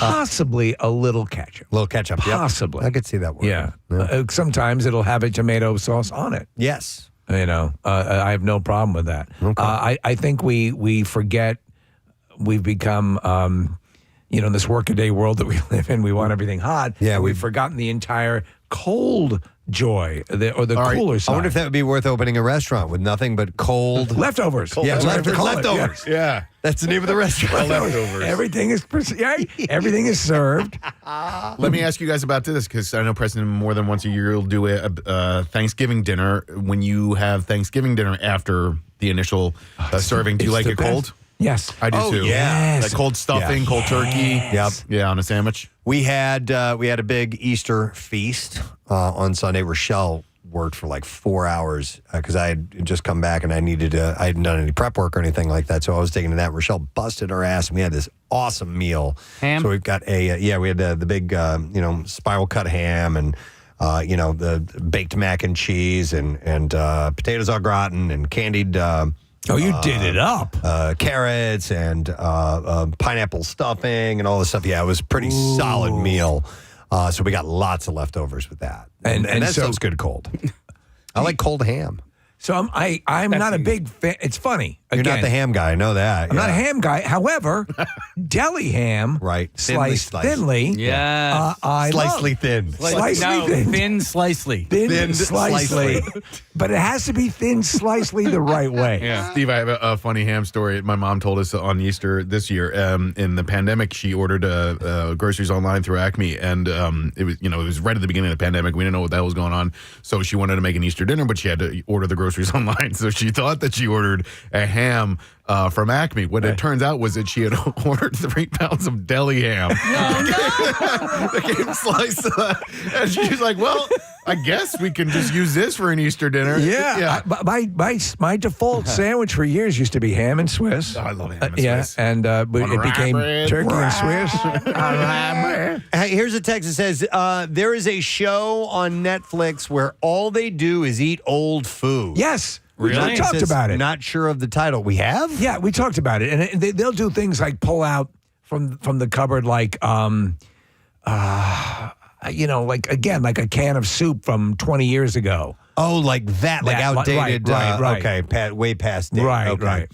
Somebody says, have you seen the raw chicken guy on Instagram? I don't think I want to see There's a dude who's, I don't know. Case in the bodybuilding world. There's Not a guy, the liver king. the liver king. Yeah, the guy who has taken steroids but swears that everything's natural. I worked at a pizza joint, and they hired some musclehead one time to come in, and he was like a part-time chef or whatever, and he didn't last long, but he would pick out of the ground beef. No. And eat it raw. You can die. And I understand if you get, steak tartare, that steak has been prepared for this. It's been safely managed. But this guy would take handfuls of raw hamburger and eat it. And I'm like, you're out of your mind, man. This liver king dude, and Casey's right, it turned out to be, so he would eat the raw liver, but he was also doing tons of steroids. Oh, he is a beast, though. I mean, he is. He's huge. Let's see. People are texting in. By the way, I ordered, I think it was the Friday night of our vacation, I ordered pizza from a chain. It took them 3 hours to get to my house. What? Dude. Well, isn't that their promise? Yeah, If they can't deliver it in 3 hours, you get it for free. Dude, so like not like and then also they're very relaxed. I mean, at one point I called them like an hour and a half in and they're like, yeah, he left. And I was like, okay. And then like No, he left. But for good. So the pizza that I ordered got to me cold. I was like, what? And then, so, I sent a little message on the interwebs, and they sent me a coupon for a free pizza that was only good for 7 days. Well, 7 days later, I ordered pizza with that coupon, and it didn't work because it was 7 days. You were experiencing the pizza version of the ring. It was 7 days. And then they sent me another code that didn't work. I was like, I can't order from you guys anymore. You know what's awesome? Yeah. And honestly, I'll tell you this. Turns out, we talked about it. The Wawa pizza. It's actually not It's bad. actually pretty Wawa good. has pizza? Yeah. It's pretty good. Yeah. How about that? It's pretty damn good. Yeah, I was not going to grab it, and then they were giving away free slices when I was at my Wawa, and I'm like, okay, I'll take a free slice. Wait a minute, what? Yeah, I know. Free slices? Yeah, They did it, I think it was last weekend at the Germantown one. Yeah, they were doing them like all over, and so I was like, don't I'll try mind if it. I do. Don't mind if I do. And believe it or not, I think 2 days later I went back and I bought one. All right, you bought the whole pie? I bought the whole pie. I mean, it was a 14-incher, but You have much variety in the way of toppings? I ended up just going straight plain because I have vegetarians that live in the house. So I, like plain pepperoni. I don't think they go super crazy with it. But Hey, do you get mad when people say cheese pizza instead of plain pizza? no, I get mad? Yeah, I get so mad. I prefer cheese pizza I'd kill the bitch. over plain pizza. I heard somebody ranting about that the other day, and I was like, your and priorities. it's a water heater, not a hot water heater. Yeah, that God damn it! same, I think I same said- type of rant. At the beginning of this conversation, I think I said plain. Right. I think I say plain as well. Or some people say a plain cheese pizza. But that's redundant. Yeah. That's like a hot water heater. Yeah. Yeah, I don't know. I get Pizza- mad over other things. Pizza by its very nature, as we know it, and it's because you have to specify if you say a tomato pie, Right. right? Yep. So pizza has cheese on it, Cheese and sauce. Right. right? So that's what makes it a. So you'll say plain cheese. I'll say a plain pizza. I just Plain say, pizza, I yeah. say cheese pizza. Yeah, I think you're wrong. I think you need to suck it. I think, honestly, it's a Philly thing. I think it's like Sprinkles versus Jimmy's and that weird, Okay, like, that people say plain. yeah. It was an odd rant. And I So was is it like, a golden plain. shower or is a guy peeing on you? Well, depends on your perspective, really. Are you doing the showering? And women can pee on you too. That's right. Yeah. I'm sorry. Hang on, I'm going to go to Dave. Hi, Dave. You're on the air. Good morning. Hey, how you doing? Good. What's up, bud? I just want to let you know, like ground beef, that's nothing. Like bacon's the best raw. You eat raw bacon? You gotta eat raw bacon. It's like chewing gum. that? It's like chewing what? It's like chewing gum. Oh my I God! eat How it about like You could just chew gum. Yeah. No, why? When there's raw I mean, bacon. I'm 55. I've been doing it for 35 years. So you know that there are diseases like, and listen, if you it's something you can do and you do it, to me that's what is it? Trichinosis? Is that the Well, no, it's is it trichinosis? It might be, but they have come a long way. Pork is not as dangerous as it used to be. Chewing pigs, but you still probably want to cook it. Yeah, You who know? wants to stick a pig? So that's why you can have slightly rare, like pork tenderloin and pork chops and things like that. Slightly rare. There was an actor I just years got my ago. Cologuard back. It was negative. Huh? You know what I mean? I just got my Cologuard back. It was negative. Oh, well, you I crap in a always think I got box. You send stomach it away. ache. Yeah. Yeah, I UPS it. After I dissect it, it's awesome. Okay. Are you just bragging about that? Dave. Anyway, no. No, you know where I've heard that raw bacon is a delicacy is in Polish dishes, I believe. Really? I'm Polish. You are? Give me a good pierogi, some Golumkis. All right. Okay. All right. You'll be crapping in a box. before you- of a bitch. Sushi, raw fish. I love it all. Did your family introduce you to raw bacon? Well, my mom let me, yes. Your mom let you? No, but my mom Let did. me. She didn't. No, didn't introduce me. I just said I'm going to try.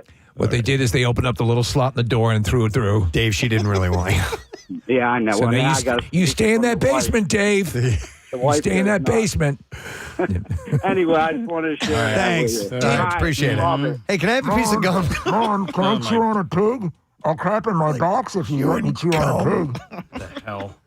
Raw bacon chewing gum? No. Ew, gross. I mean, could you imagine that? No.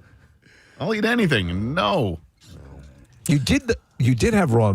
We did have a raw. Yeah, like carpaccio is I like that. That's carpaccio's Hey, good. you have a stick of pig? Yeah.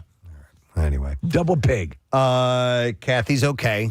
I felt terrible. And I wonder what that was. I mean, you said you had felt funky all day. Had you been chewing bacon earlier in the day? No, I just think that I think it just wasn't fresh. I shouldn't have eaten it.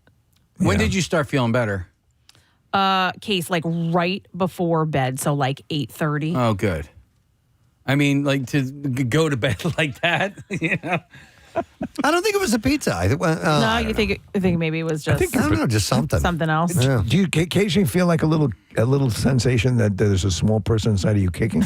No, but you know what? I couldn't eat dinner. Like I couldn't eat dinner last night. I had a little something, but it brought the nausea back on. Yeah. Okay. All right. Well. No, Steve. Anyway, nice chat about food and whatnot. Yeah. I know it's not connoisseur time. We'll get to that on Friday, but An appetizer. A reminder, yes, that we do have Tattoos Day, so make sure you should text word tattoo to 39333 because we would love for you to win a Preston and Steve Show themed tattoo from Floating World Tattoo and Piercing. Our friends from Watson Electrical Contractor are here this morning. CJ Watson Electrical Contractor. And they were part of the Camp Out for Hunger Business Challenge, randomly chosen to win a hang with us this morning in the studio. That's awesome. And they're getting some good eats, by the way. We have some great food from Embers Smokehouse and Tap. And so we're just kind of feeding them and hanging out and having a good time and promoting the fact that, yes, we will have the Camp Out for Hunger once again this year. And keep in mind, all kinds of great stuff to win outside of doing a great deed on top of it all. So we thank CJ Watson and everybody else who was a part of Camp Out for Hunger this year. We're going to take a break, come back in a moment. Scheduled to have our old friend, former 76er Todd McCulloch, stop into the studio. We'll be back in a moment. Stay with us. Preston and Steve. Okay. 3-3 WMMR. All right. Thank you very much, Kathy. So our next guest joining us, it's been somewhere in the neighborhood of around 15 years or so since we've seen him, had him in our company, and we got to know him pretty well before he moved on, but we love seeing him back here in Philadelphia for a little visit. We got some music here to play. Oh, yeah.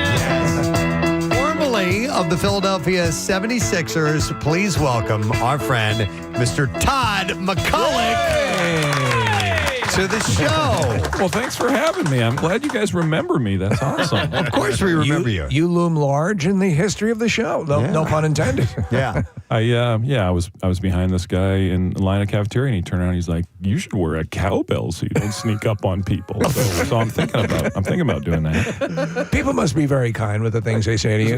Safeway, an old guy, I respect him, had a couple of beers, and he turned around, he's expecting to see maybe my face, and he sees my chest, and he looks up and he's like, "You must have been an interesting baby." I don't remember.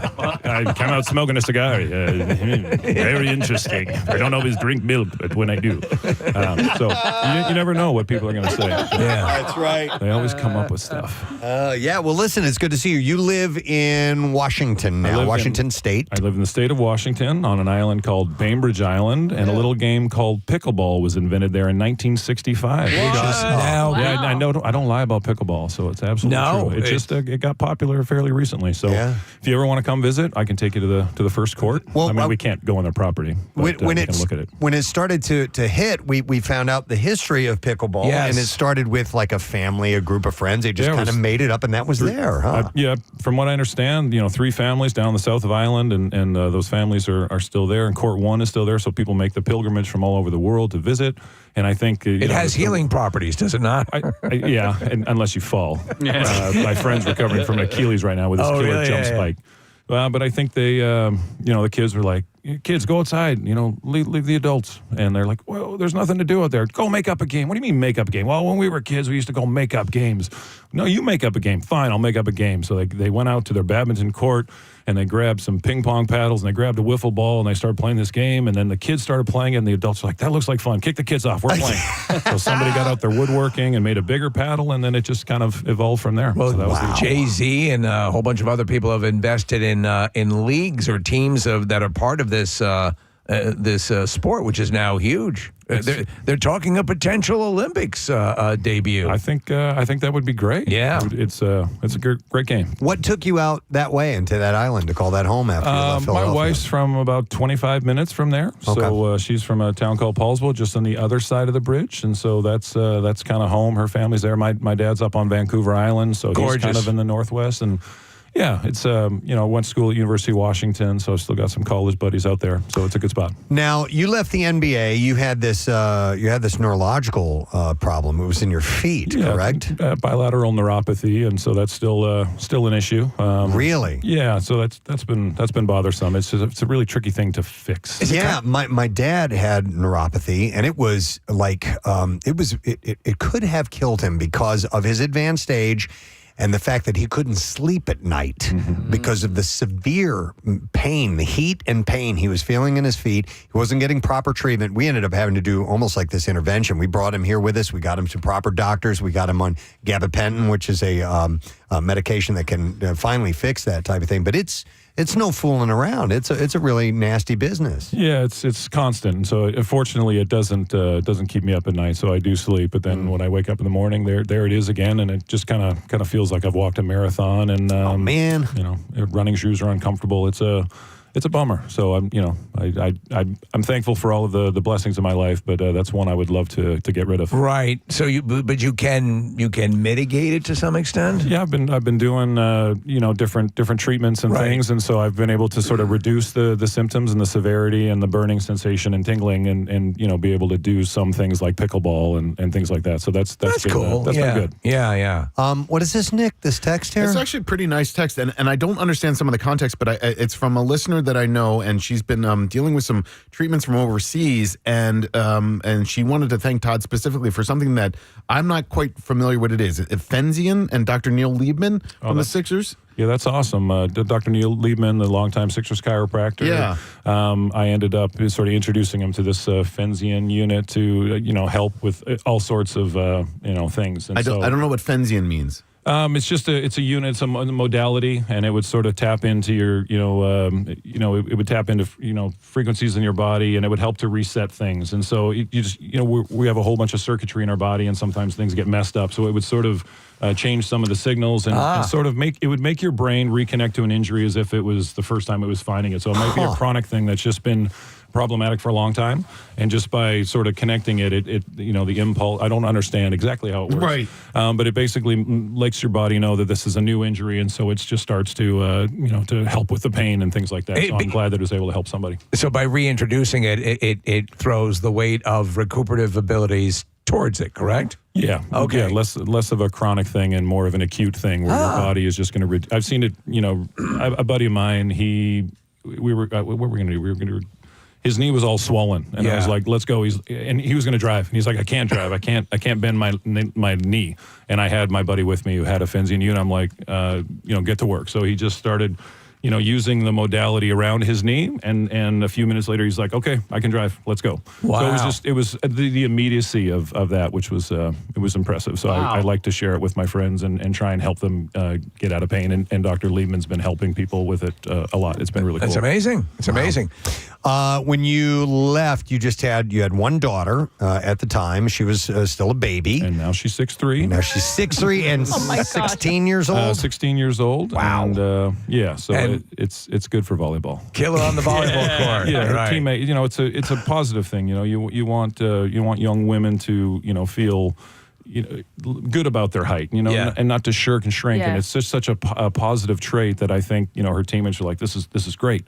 And I love volleyball, how they celebrate everything. You make a good play. It was like, that was great. Do it again. Yeah. You make a mistake. You're like, that's okay. Get them next time. Yeah. So there's a positive spin put on the whole thing. So I love the culture. Todd, there's been a long, slow build for women's sports in this country, but this year I really feel like, especially with the women's Final Four, it's taken it to a new level. And Caitlin Clark and what she's been able to do, it's just it's really cool to see nationwide acceptance and embracement and celebration of incredible athletes.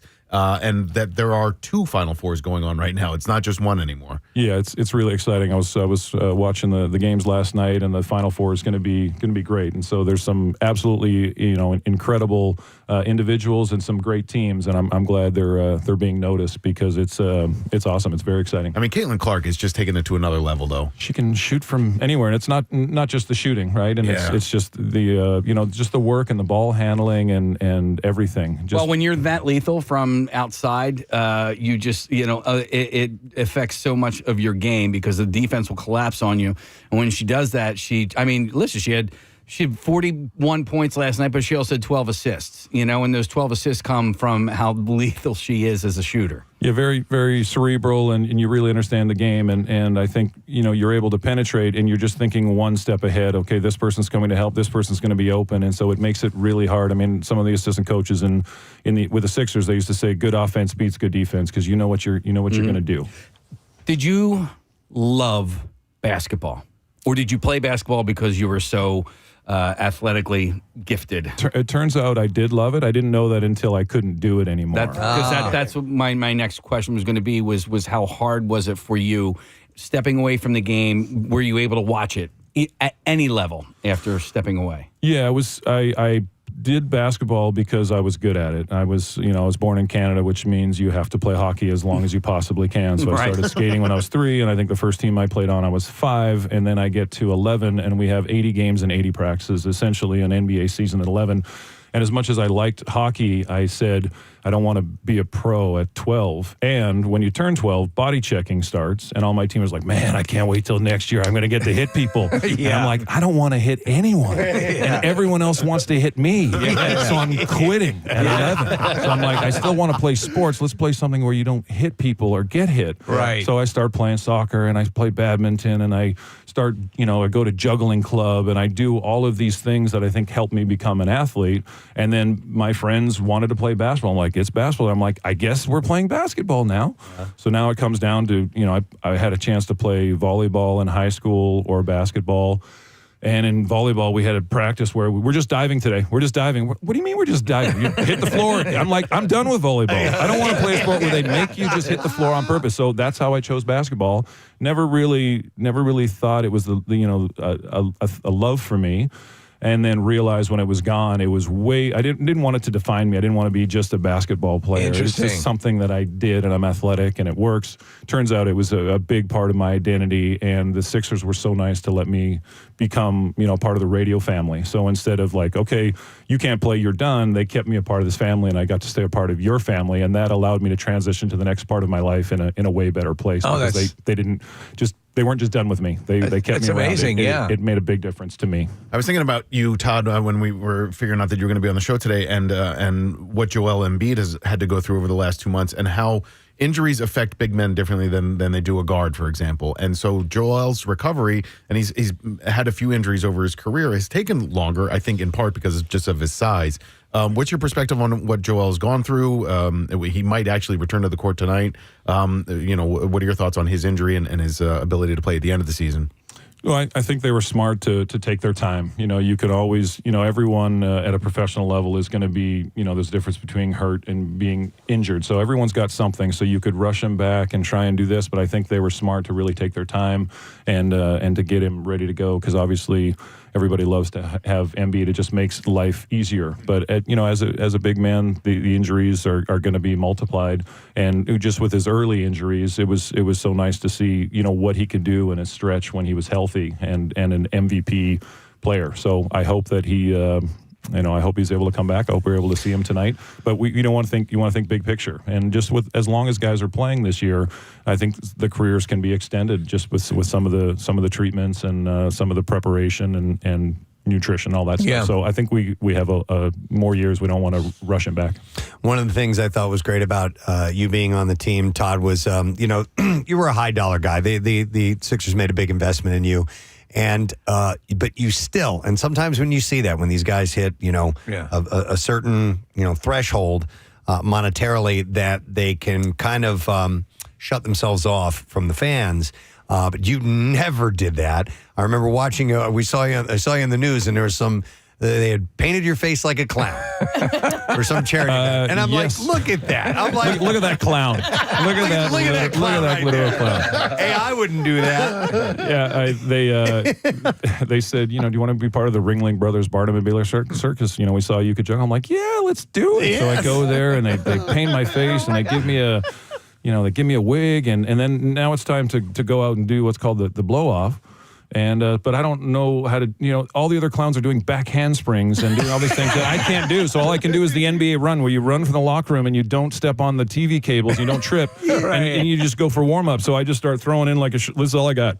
This is all I got. And then Mishu was there, 62-year-old Hungarian. Mishu, the smallest man alive, right? The smallest man alive. So he sees me, goes, "Hey, Shorty, how you doing?" I'm like, "I'm doing good, big guy. How are you?" He got very offended and complained to our PR that I was rude. Are you serious? Yeah, he started with he called me Shorty. Oh, he threw it out there. Yeah, so he got mad. Oh, that's ridiculous. Apparently I shouldn't have called him big guy. Well, I don't know if you remember. He started it. One time we decorated you like a Christmas tree. I don't know if you recall that or not. I think I blocked that one. Yeah, we wrapped in lights. We hung lights on you, and you were quite wonderful to be quite Canadian about it. Christmas tree, yeah. I think with the clown stuff. Yeah. So then at the end of the year, we had this great Sixers team. I think it was the finals run, and we have a nice steak dinner, and we show highlights to get everyone pumped up. And everyone's got dunks, and Iverson's got this and this, and then they show me with a clown, and the guys don't even laugh. They're like, "Why would you do that?" It's funny. I'm like, it's kind of funny. He's a droll clown. Yeah. Oh my goodness. Well, I wanted to ask about pinball because even while you were an active player, pinball was a big passion of yours, and then afterwards you became world ranked. I've been as high as 48th in the world in 2009. So about the time I left Philly, I was in 48th, and now I've slipped to 3,576. Do you play anymore? Oh, I play all the time. No kidding. Oh, okay. I played. When I was in Washington D.C., I played 5 hours a day when I was down there. I mean, that's more than normal, but I'm on vacation. As a Canadian, did you get the Rush pinball machine when that came out? You have it? I have the Rush machine. When are you going to come visit? Got to come visit you. I haven't played it. It's amazing. Yeah, that's what I hear. My friend Ed Robertson, who's the lead singer of the Bare Naked Ladies, he was the consultant on it. So he's friends with Rush, and they want to do it, and they said, we won't do it unless Ed Robertson is involved. We trust him, and they called Ed and said, hey, do you want to be involved with the Rush pinball? She's like, let me think about it. Yes, I do. My favorite band of all time, my rock band in high school, had 22 songs. 20 of them were Rush songs. Yes, I'll do it. So it's made with love by people who really care about pinball, and they put their trust in him, and he delivered. Let me ask you, that's a Stern game. It's got great flow. Games. Are you a purist? Because I would imagine at your height, playing for that long hunched over a pinball table, a pinball game, would you elevate it, or would you? People have asked me that, but I don't want to ruin anyone else's experience. So I don't want anyone else to have to play like this. So I just have a bar stool, and when I'm playing at home for hours, I sit in a bar stool. So there's a show called Collector's Corner. We've had Lisa Welch was the host from Facts Life, and she's been on. I watch it every Sunday because it's that kind of thing. There was a pinball dude. I was thinking about you. What is your collection? If you would be embarrassed to say, but we understand. What is it currently worth? It's worth a significant. I mean, they've been going up in value, yes, and I've been buying them for 20 years when they weren't that crazy. Yeah. And then I've been trying to tell everyone about pinball, and not just me. Everyone that's into this wants to share it. And now we're killing the market by making other people interested. But I joke that I try and give people an STPD, a socially transmitted pinball disease, and make them stupid. Socially transmitted, uncurable pinball infectious disease, and it seems to be working. But it clearly is. What's your most vintage machine? Or do you have any older ones? I just got rid of a bunch of old stuff that was not pinball, just to make more room for pinball. So I think my oldest pinball machine, I've got some from the 60s. I've got a cool one from 1988 that has a playfield down here and a playfield up here. And they said to the designer, "Don't ever do that again. It's too expensive." Right. Yeah. So there's some unique stuff. What's the name of that one? That one's called Bonsai Run, and it was this legendary designer named Pat Lawler. It was his first game, and he designed it in his garage. Which, if you want to be a pinball designer, apparently that's your resume. Can you do that? Have you ever thought about doing that? Making your own from scratch? Well, okay. So this is my version of making a game from scratch. All right. When I sold those vintage games that were in my collection, I reached out to a guy who had made a custom Ferris Bueller's Day Off game for himself. Wow. And I was envious because I love that movie and I wanted it, but it's just for him. I said, will you make me a game like that? And he was like, no, I only put that level into it because it's for me. And I'm like, what if we did like Tommy Boy? And he's like, yeah, that's a funny movie. I'm like, can we do Dumb and Dumber? He's like, that's funny. I go, can we do Princess Bride? Yeah, I've never seen that. I'm like, what do you mean you haven't seen that? What? I'm like, what can we do? And I was like, how about my last shot? I'm like, how about Happy Gilmore? He's like, oh, Happy Gilmore, that would be amazing. And then he put his head in his hands and he went, I told myself I'd never make another game to this level. He's like, I need to sleep on it. He goes, wait, when do you need it by? And I knew that 6 months would not be enough. Sure. And I go, I've been collecting for 20 years, take all the time you want. He goes, that is the wrong answer. Don't tell me that. I sleep on it. So I was like, I realized I can't push him into this.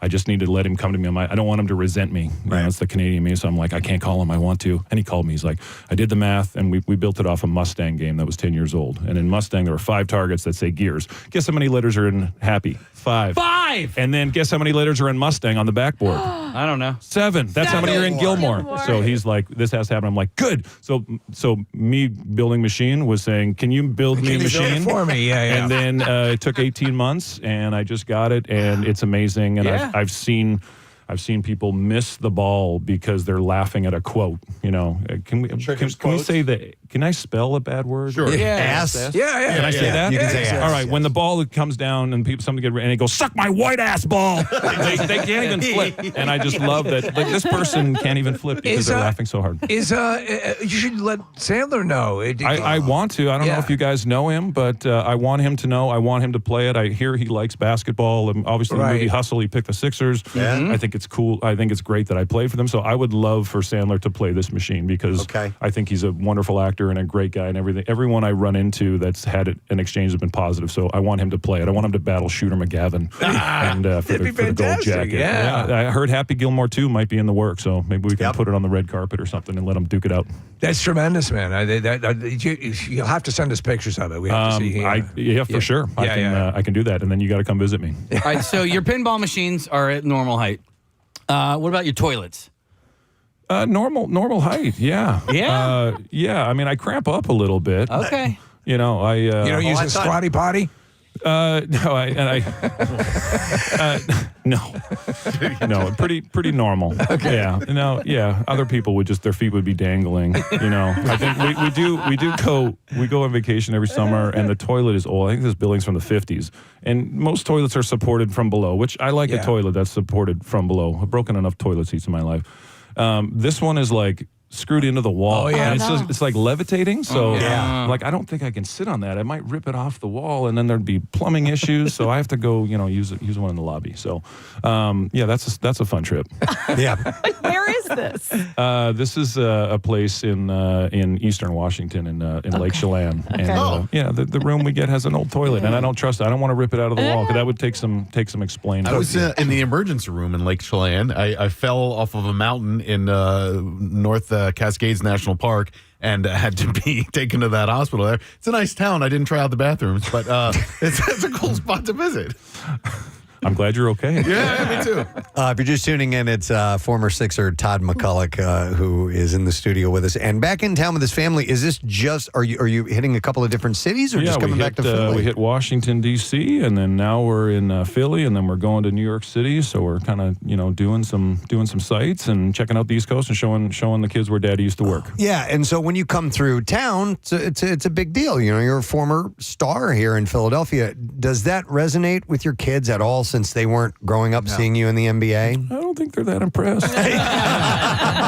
I'm not that impressed with that. They like to. Yeah, no, they're awesome kids. But that's cool. I'm just dad. Who do you keep in touch with? Is there anybody from the team that? I mean, obviously your tendrils are there and they're never not going to exist. Yeah, I'm hoping to grab some lunch with Aaron McKee after this, and stay in touch with Kyle Korver and and who was on the team? Geiger at the time. Yeah, we had Matt Geiger and we had Theo Ratliff and Tyrone Hill, Eric Snow. Oh my God, yeah. I got Tyrone Hill's autograph when I was a grade 11 student in Winnipeg, and Golden State came to town, and I got tickets, and I thanked the person that gave them to me. He said, do you want to come back and meet the team? I was like, I get to go in an NBA locker room? And I got all their autographs, And then at the end, he's like, here, write down your address because I'll send you, in your shoe size, I'll send you some shoes. I go, I can't do that. And he said, why not? I go, I don't know where I live. I can't think of my address. I'm so. He goes, I'm glad you're having a good time. This is my card. When you at some point you remember where you live,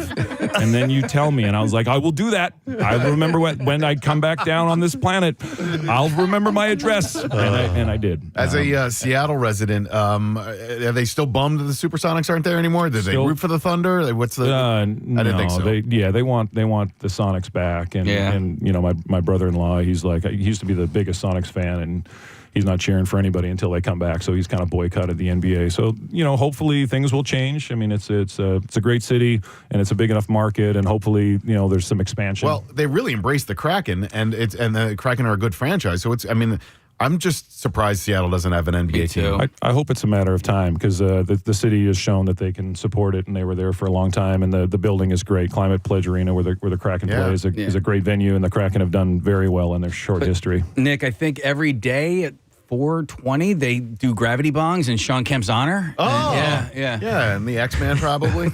I wanted to ask you a Sixers question, and if you can't comment on it, I understand. But I probably can't comment. Okay, go ahead and throw it out there. Well, what are your thoughts on the potential of a new arena in Philly, in Center City, versus the Wells Fargo Center?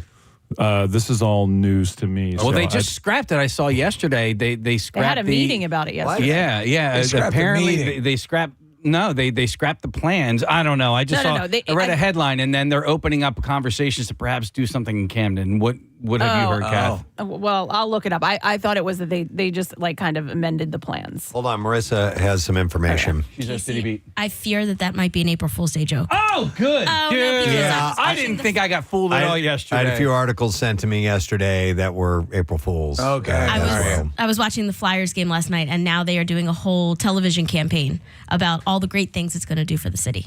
Okay. So you know, and the school of thought is where it will be in the city, and it will be obviously, you know, obviously out of its current location, and so it's my market's divisive. East, and near Chinatown, and Right it's in the middle of divisive. the city. I mean, they've just spent a lot of money rehabbing and refurbing the Wells Fargo Center, and I think they've done a phenomenal job with it.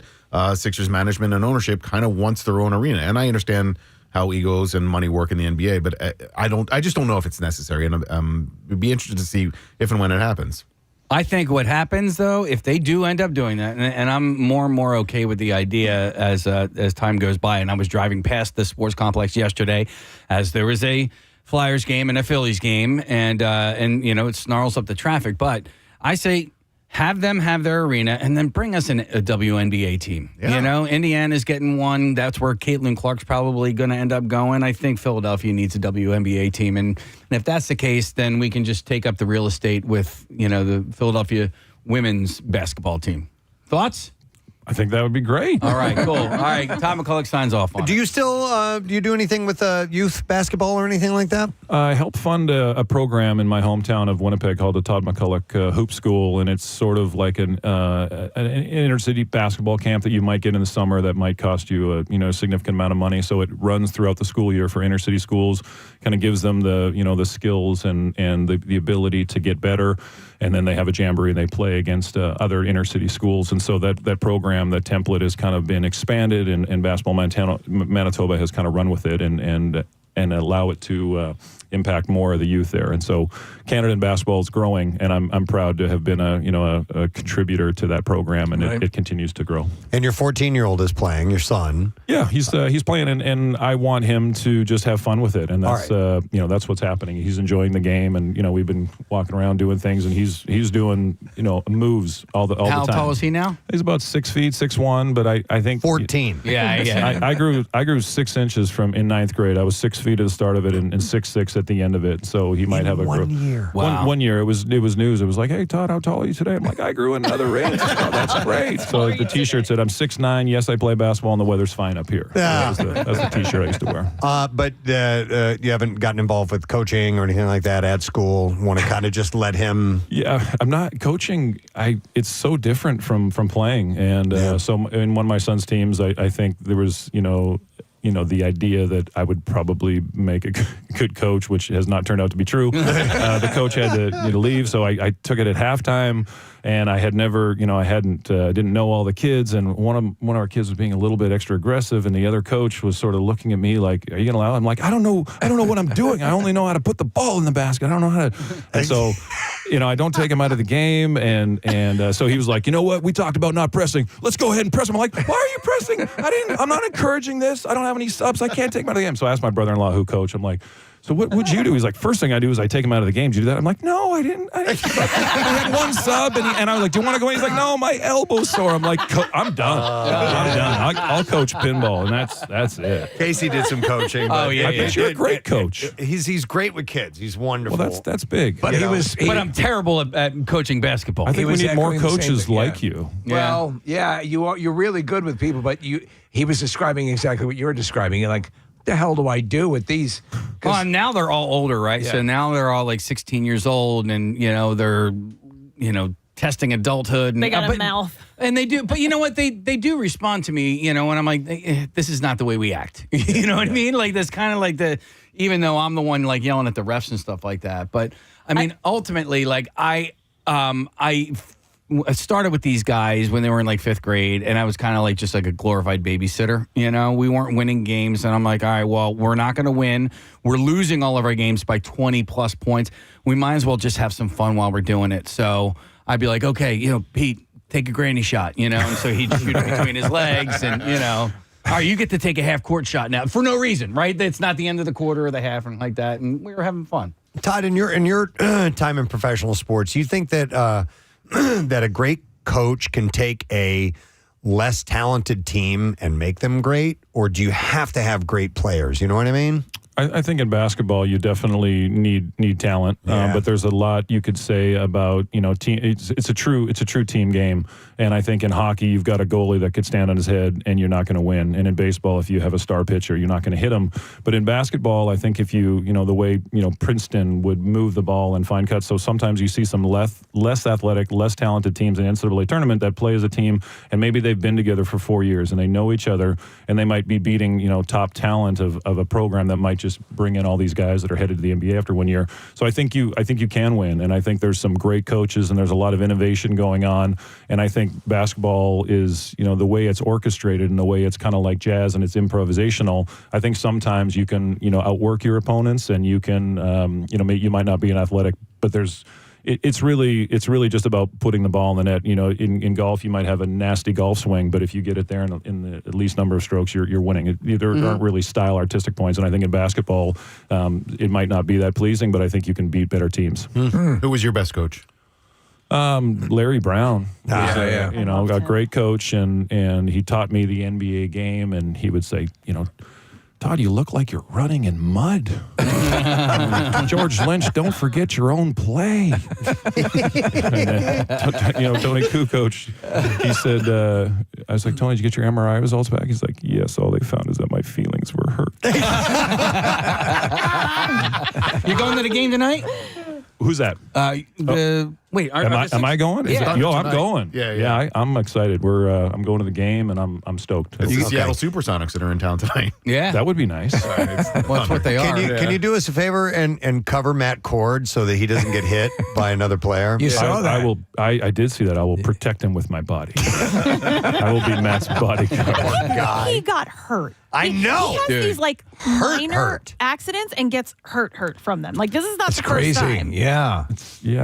He's been doing this a long time, and it's the first time anyone's come flying over. Anyone ever come flying over this counter? Not yet. Hasn't happened yet. A monkey. Do you want it to? Yeah, a monkey did jump over here one time and grab my phone. We had that. Remember that? Yeah. You had to make a call. But you and Matt have remained friends all these years. Yeah, That's cool. He's awesome. Good. So it was fun to spend some time with him, and nice. he's a good dude. And where are you on to after Philly? You going to do some more East Coast traveling? Going to New York. We're going to go see Hamilton and go see the Six. Oh, and, those seats are going to be so comfortable for you. Oh my God! Yeah. Went to New York with the Sixers, and I wanted to see Spam-A-Lot, right? Uh-huh. So it was last minute, so we paid a lot of money for these great seats that were in the second row, and I go to sit in it, and I can't get my butt in the seats because the armrest, I'm sitting on top of it, so I'm already blocking people behind me, so now I'm extra tall. I'm like, I can't sit here, but I paid a lot of money for the seat, and my wife's like, I was like, you stay here in the second row, so I went up to the top mezzanine level in the back row, but Spam-A-Lot takes a place on the top of the castle, so I had to lay down in the back row like a centerfold, just looking between the aisle, and I'm like, this is ridiculous. I'm laid out, I'm like, oh, this is a great show. And then when there'd be a break, I'm like, I'm good. I'm not laying down in a Broadway theater. Yeah. So, those seats are not great for even average sized people. They're just tiny. Those theaters are from the 20s. Yeah. And sometimes the airplane seats, like I got really uncomfortable in seats, so I went to where there's more room in the bathroom. And I put the seat down. I sat there. I'm like, well, I can't keep people from doing what they need to do. That's probably illegal. Right. So what I do is I keep the door open in a jar, unlocked in a jar. So when someone opens it, they go, oh, sorry. I go, you're not disturbing me. And then I let them do their business, and I sit back down to the next person, right? That works unless you go to a pinball convention and you don't sleep and you're exhausted. So when you're in there and then you fall asleep, now when someone opens the door, you don't react. So now the line for the other bathroom is 20 people long, including my buddy, who's like, I'm not waiting in line. Wake him up. Wake up my stupid friend. She's like, what? Wake him up. I'm not waiting in this line. She knocks on the door. She's like, hi. Did you fall asleep in there? I go, yeah, I may have nodded off. I think you should go back to your seat. I go, I'm going to go back to my seat. And now I have to walk the walk of shame past these 20 people because the other bathroom was You will taken. literally fall asleep. So I hit in the a new bathroom. low at 30,000 feet. Yeah, I fell asleep in the crapper. So I try not to do that anymore. The next trip, I'm like, don't fall asleep in the crapper. And it worked. So even a size increased first class seat is still costs more money. Yes, it does. Yeah, no, those are fine. Yeah, those are okay. fine. Yeah, I like free upgrades. Well, listen, it's wonderful to catch up with you, man. I'm Thanks so for glad. having me. I wasn't sure we'd ever see you again, so this is great. You guys look great. Every time you. I see you guys look awesome. Oh, thank you. Casey, Likewise. you too. Steve, you too. Thank you. So I want to be more like you guys. So keep doing all the good work you do. Thanks, buddy. We appreciate it. Ladies and gentlemen, a round of applause for Todd McCullen for coming by this morning and visiting us here at the studios. We are going to take a quick break. We will come back in just a moment. We got some Bizarre File stories on the way, so make sure you stay with us. And that's your traffic on 93.3 WMMR. WMMR presents Preston and Steve's Bizarre File. All right, I got some stories I would love to share with you this morning. The world of produce can get a tad bit cutthroat. A produce wholesaler in South Florida allegedly hired a hitman to take out a business rival, but the killer was actually a federal agent. A confidential informant had approached the Bureau of Alcohol, Tobacco, and Firearms to say that Makram Kashman asked if they would kill a business rival. The informant allegedly told Cashman that they wouldn't do it, but knew someone who would. Instead, the informant went to the feds. Who's your best produce guy? The informant and an undercover ATF agent met with Cashman at a parking lot.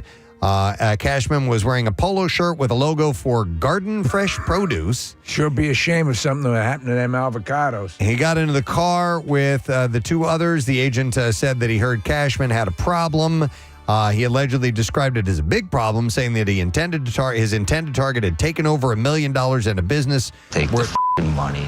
Take the money. Take the money. Worth $3 million from him. The business rival had put Cashman and his family in the streets, he said, causing him to lose his house. Cashman told the agent that he was willing to do whatever he had to be done and wanted something easy, like an injection.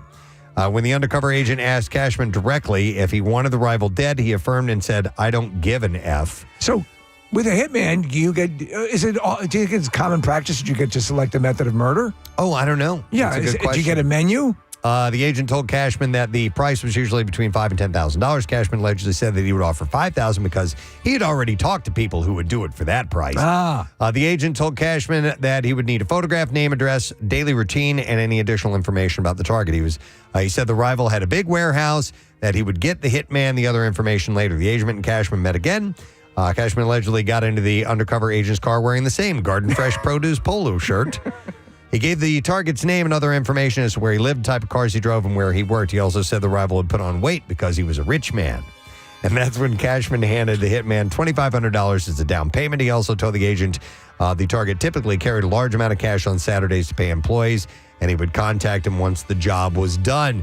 Authorities later arrested Cashman and took him to the county jail where he's being held without bond. And so he was going after another produce That's guy. insane. Yeah. I'm sure they have some sort of produce prison facility. You would think so. Yeah. I mean, it's a big community out there.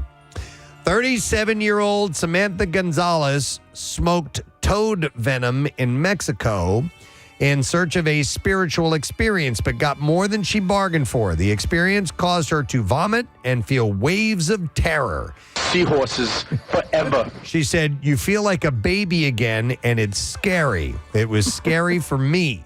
She said, "If I were to recommend this for somebody, I would recommend something where you get to spend the whole day with a facilitator."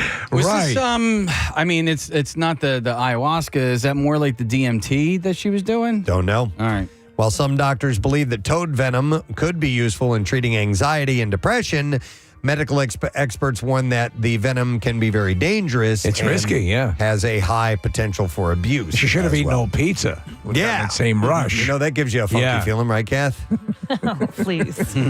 A Utah grief author charged with spiking her husband's drink with a fatal dose of fentanyl faces an additional charge of attempted murder after authorities said she allegedly drugged him with a Valentine's Day sandwich in an attempt to kill him. Here's your Valentine's Day sandwich. But that one didn't work.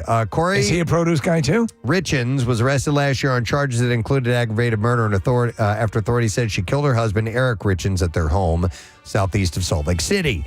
Eric Richens was found unresponsive in the home after having a drink to celebrate his wife's business deal.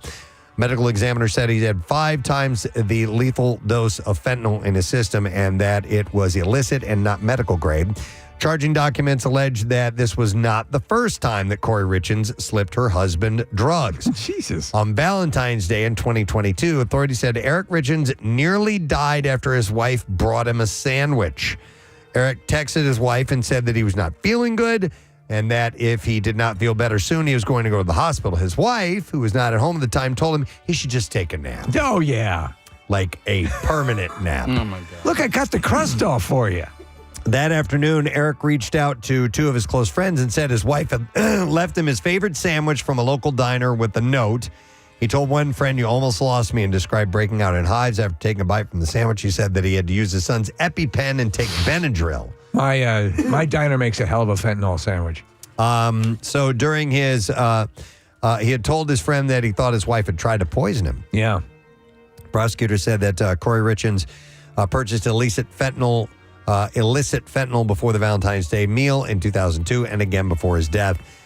She was charged on Monday with 2 counts of mortgage fraud, 2 counts of insurance fraud, and 3 counts of forgery. They allege that she was in financial distress at the time of her husband's death and forged loan applications and fraudulently claimed insurance benefits after he died. 3 words could have stopped all of this. Stephen Singer Rose. Right? Yeah. Come on. That's a good gift. That's it. There you go. All right. And then finally, we'll end with this. A Welsh woman on a trek to a base camp on Mount Everest was savagely gored by a yak while FaceTiming her family. Emma Keane was taking part in the charity hike when she was attacked in the village of Tenbosh, Nepal. She said, "I was speaking to my brother and his wife and their son, Bobby, showing them the yak on FaceTime." A yak? Hey, look at this yak. Look at the yak. Bobby! Without warning, she said, "I could hear the hoofs pounding towards me, a sharp stabbing pain in the top of my leg. It threw me up into the air around 3 feet, and I landed back down with a thud." Another member of Keene's group said that he ran to aid her and found her. Not ate her, aid her. What are you doing down there? And trust me, this is a high altitude thing. And found her screaming in pain. And he said, "I could quickly see the yak's horn had gone through Emma's leg with a big hole in her hiking leggings and blood running down her leg." So that a yakety yak, she was on her back. She was After the attack. Airlifted to the hospital for treatment before joining. It's okay, I ate her. The group to complete the last part of the trek on horseback from the yak attack. Yakety that yak. happened. Yakety yak. And there you go. That's all I have. What a miserable creature the yak is for doing that. In the bizarre file. Yeah, I guess it's kind of like cattle, right? Yeah. I guess they're like mountain cattle. Yeah. All right. Casey would like me to give this away, and I would like you to win it. I have a pair of passes for an advanced screening of Rebel Moon Part 2. Ooh! Yeah. Coming out Wednesday, April 17th at 7 p.m. at the AMC Fashion District. We'll take caller number 12 at 215-263-WMMR. We'll give you tickets. All right, so April 17th, it's a Wednesday, 7 o'clock at the AMC Fashion District. You get those. Rebel Moon Part 2, The Scar Giver, is directed by our buddy Zack Snyder, and it continues the epic saga of Korra and the surviving warriors as they prepare to sacrifice everything. It'll be in theaters on April 19th, so we'll get you that now. We're going to take a break. Be back in just a second. Lesson question, trash, music news, concert announcement 2. So stay with us. Smack 3 WMMR. It's Everything That Rocks. Preston and Steve show on a Tuesday morning. Letter of the day for Word of the Week prize coming up in a little while. It's a cool setup for the Atlantic City Beer and Music Festival, which will be along April 12th and 13th. So get yourself set for that. But we have some other things to give away in the meantime. We are going to do a lesson question from today. Nick, I'm sorry I did not. Oh, here they are. Yeah. I did not get a chance to look at them. Yeah. They're there. All right. So we're going to give away a 4-pack of tickets for Adventure Aquarium's Bubble Bash, which is coming up through the 28th of April. And the question that we will go with this. A yakety yak attack happened after hiker Emma Keene finished her expedition on what mode of transportation? 215-263-WMMR. I mean, that was just like 2 minutes ago. Yeah. Every now and then we'll throw you a little gift like that. A yakety yak attack happened after hiker Emma Keene finished her expedition on what mode of transportation? How did they take her out of there? 215-263-WMMR. If you know, call now. The trash business is a gold mine. 93.3 WMMR with Preston and Steve's Hollywood Trash. Brought to you by Dermatology Associates of Plymouth Meeting. Recruiting for a non-segmental vitiligo study to test an investigational medication. Adults 18 and older can register. Go to PlymouthMeetingDermatology.com. What's going on this morning, Steve? Well, the Fed's issuing subpoenas to multiple companies associated with Diddy as his sex trafficking probe continues. The one company that was not subpoenaed and is in the clear manufactures a product called Flex Seal, which can be used to turn a screen door into the hull of a fishing boat. Kelly Ripa is supporting a longtime friend Andy Cohen after former Real Housewives star Leah McSweeney accused him of plying cast members with cocaine. Ripa says McSweeney is, quote, such a coke whore that she actually pisses White out. Whoa. Hey! That doesn't sound like Kelly Ripa. And finally, Leonardo DiCaprio, De Niro, Sean Penn, and their girlfriends all dined out together at a Santa Monica hotspot on Friday night. DiCaprio reportedly chose the restaurant specifically for his girlfriend because it offers a children's menu. And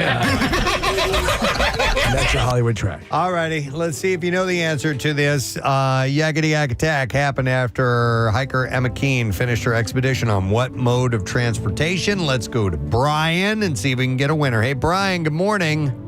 Hey, how are you? Good. All right, Brian, it was what mode of transportation? That would be horseback. Horseback, yeah. Very good, Brian. Hang on. Got yourself tickets for the Adventure Aquarium's Bubble Bash running through April 28th. An underwater scavenger hunt as well. You can purchase tickets at adventureaquarium.com. Now, Preston and Steve's Music News on 93.3 WMMR. Yeah! Yesterday we led, or was it yesterday? Yeah, we led with a concert announcement. Today we will end with a concert announcement. I love it. For music news. Brought to you by Natural Lawn of America. Natural Lawn has been creating green lawns quickly, more naturally, and with fewer weeds since 1987. Get free seeding every year. Call 800-FREE-SEED now. The Black Crowes kick off the tour tonight that they have planned, promoting the new album, Happiness Bastards. The group will play at the Grand Ole Opry House in Nashville, the first of 35 dates that will take the group around North America through May 7th and then to Europe for shows through early June, including festivals in Sweden and Estonia. The Black Crowes also have retained the opening spot on Aerosmith's Peace Out, the Farewell Tour, but they're waiting word on new dates for that. Now, the full itinerary for the Crowes tour can be seen at theblackcrowes.com. Pearl Jam released a promotional trailer for their upcoming one-night-only theater event to celebrate the release of their new album, Dark Matter. Over 800 theaters worldwide, including AMC, Regal, and Cinemark, are participating in the April 16th debut. You can check your local theater for showtimes yet. Did you see the trailer for it, Nick? Yeah, and I believe that the station is going to have some promotion to do with a listening party and or screening of this new record. Cool. So in this promotional video, is this the one where he is demonstrating this epoxy that can be applied to a screen door? You saw it too? Yeah. He's out on the lake. Yeah, doggy. Pretty amazing that you can turn what is essentially a door that the wind should flow freely through into something that would keep a boat afloat. Thank you. Ooh, doggy. Ooh, doggy.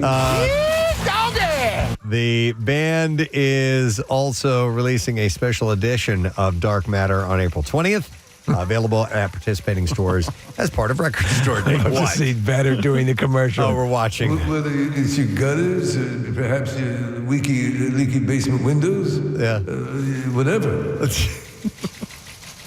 Just like that, lickety-split. Lickety-split. He does that as he introduces Love Boat Captain. Song's called Jeremy. All right. So once released, Hate to Love will be available on Veeps for at least 2 months. Tickets are on sale for... Did you hear about the yakety yak? No. There's a chatty yak that kept talking back. $9.99 for that, by the way. All right, we're ready for a concert announcement. Yeah. Why not? All right, so this show is going to be on a Monday. It'll be June 10th at the Keswick Theater. And tickets for the show will go on sale this Friday at 10 a.m. via AXS.com. And then there's a way for you to win tickets through WMMR. But MMR is ready to rock Roger Daltrey.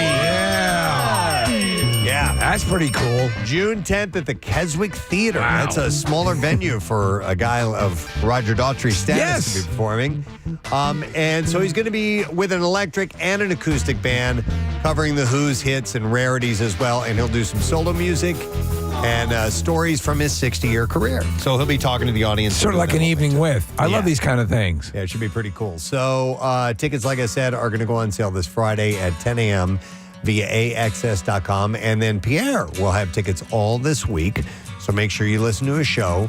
And if you go to WMMR.com, you can get the complete details for the whole thing. So once again, it is Roger Daltrey, Monday, June 10th at the Keswick Theater. And he's going to be doing electric and an acoustic show and talking to the audience and all that good stuff. So WMMR.com to get all of the details. Who's seen him most recently? I saw them with it was Roger and Pete at the ballpark, and they had the backing orchestra. Okay. The string orchestra. And Steve, it was an awesome show. And he sounded good, right? He sounded great. I've seen The Who a lot over the years, and he sounded great. He looked great. Pete looked great. I just, it's cool to see these guys who've been doing it forever continue to sound good and not become a tribute act to themselves. Or a parody of themselves. That's what I mean. Yeah. Like sometimes they kind of grow out of it or they're not interested in doing it anymore, and these guys aren't that.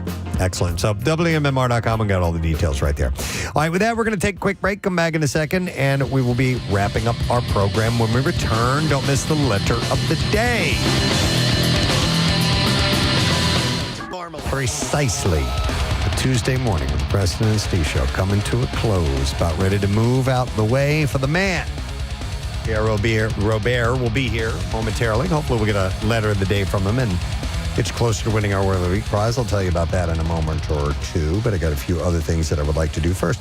Why don't we go ahead and give away our tattoos table? Yes. All right. All morning long, people texting in the word tattoo, and we have chosen a winner at random, and it is Savannah McHale. From Northeast Philadelphia, the great Northeast. And Savannah is going to get a $350 gift certificate for Floating World Tattoo and Piercing to get a Preston and Steve themed tattoo. And you can take a look at their handiwork. Floating World Tattoo and Piercing is located at 1729 South Street, so stop by and see the gang. Or artwork samples are available at floatingworldtattoos.com or on Instagram. Follow them at Floating World Tattoo. So congratulations. A few thank yous for today. I would like to thank Mr. Todd McCulloch. He's the best. He is.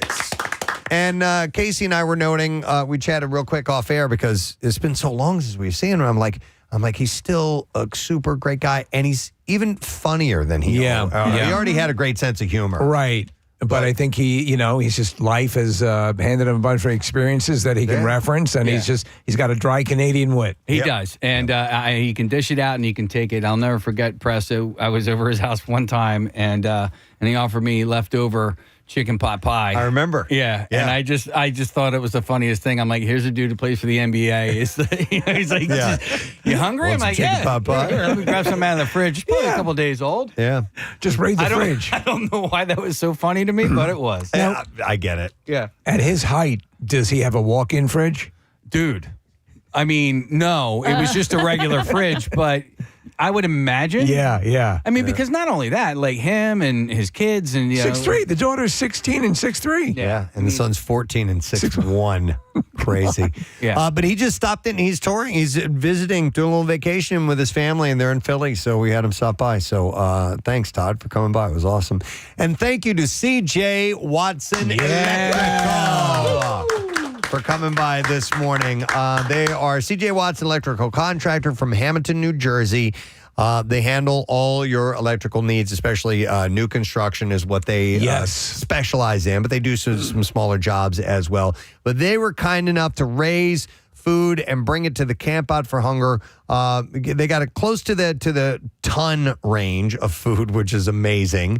And they went in the running for no matter the size of any donation from a business. We started this year. We had a prize that was drawn at random for you to come in, spend the morning with us here while we do our radio program, get some great food. We had Ember Smokehouse and Tap, and man, did they serve up some wonderful eats, and just hang out for the morning. So just a little thank you for raising funds at Camp Out for Hunger. So thanks, guys. And by the way, they're at cjwatsonelectric.com, I believe. Is that the website, CJ? Yep.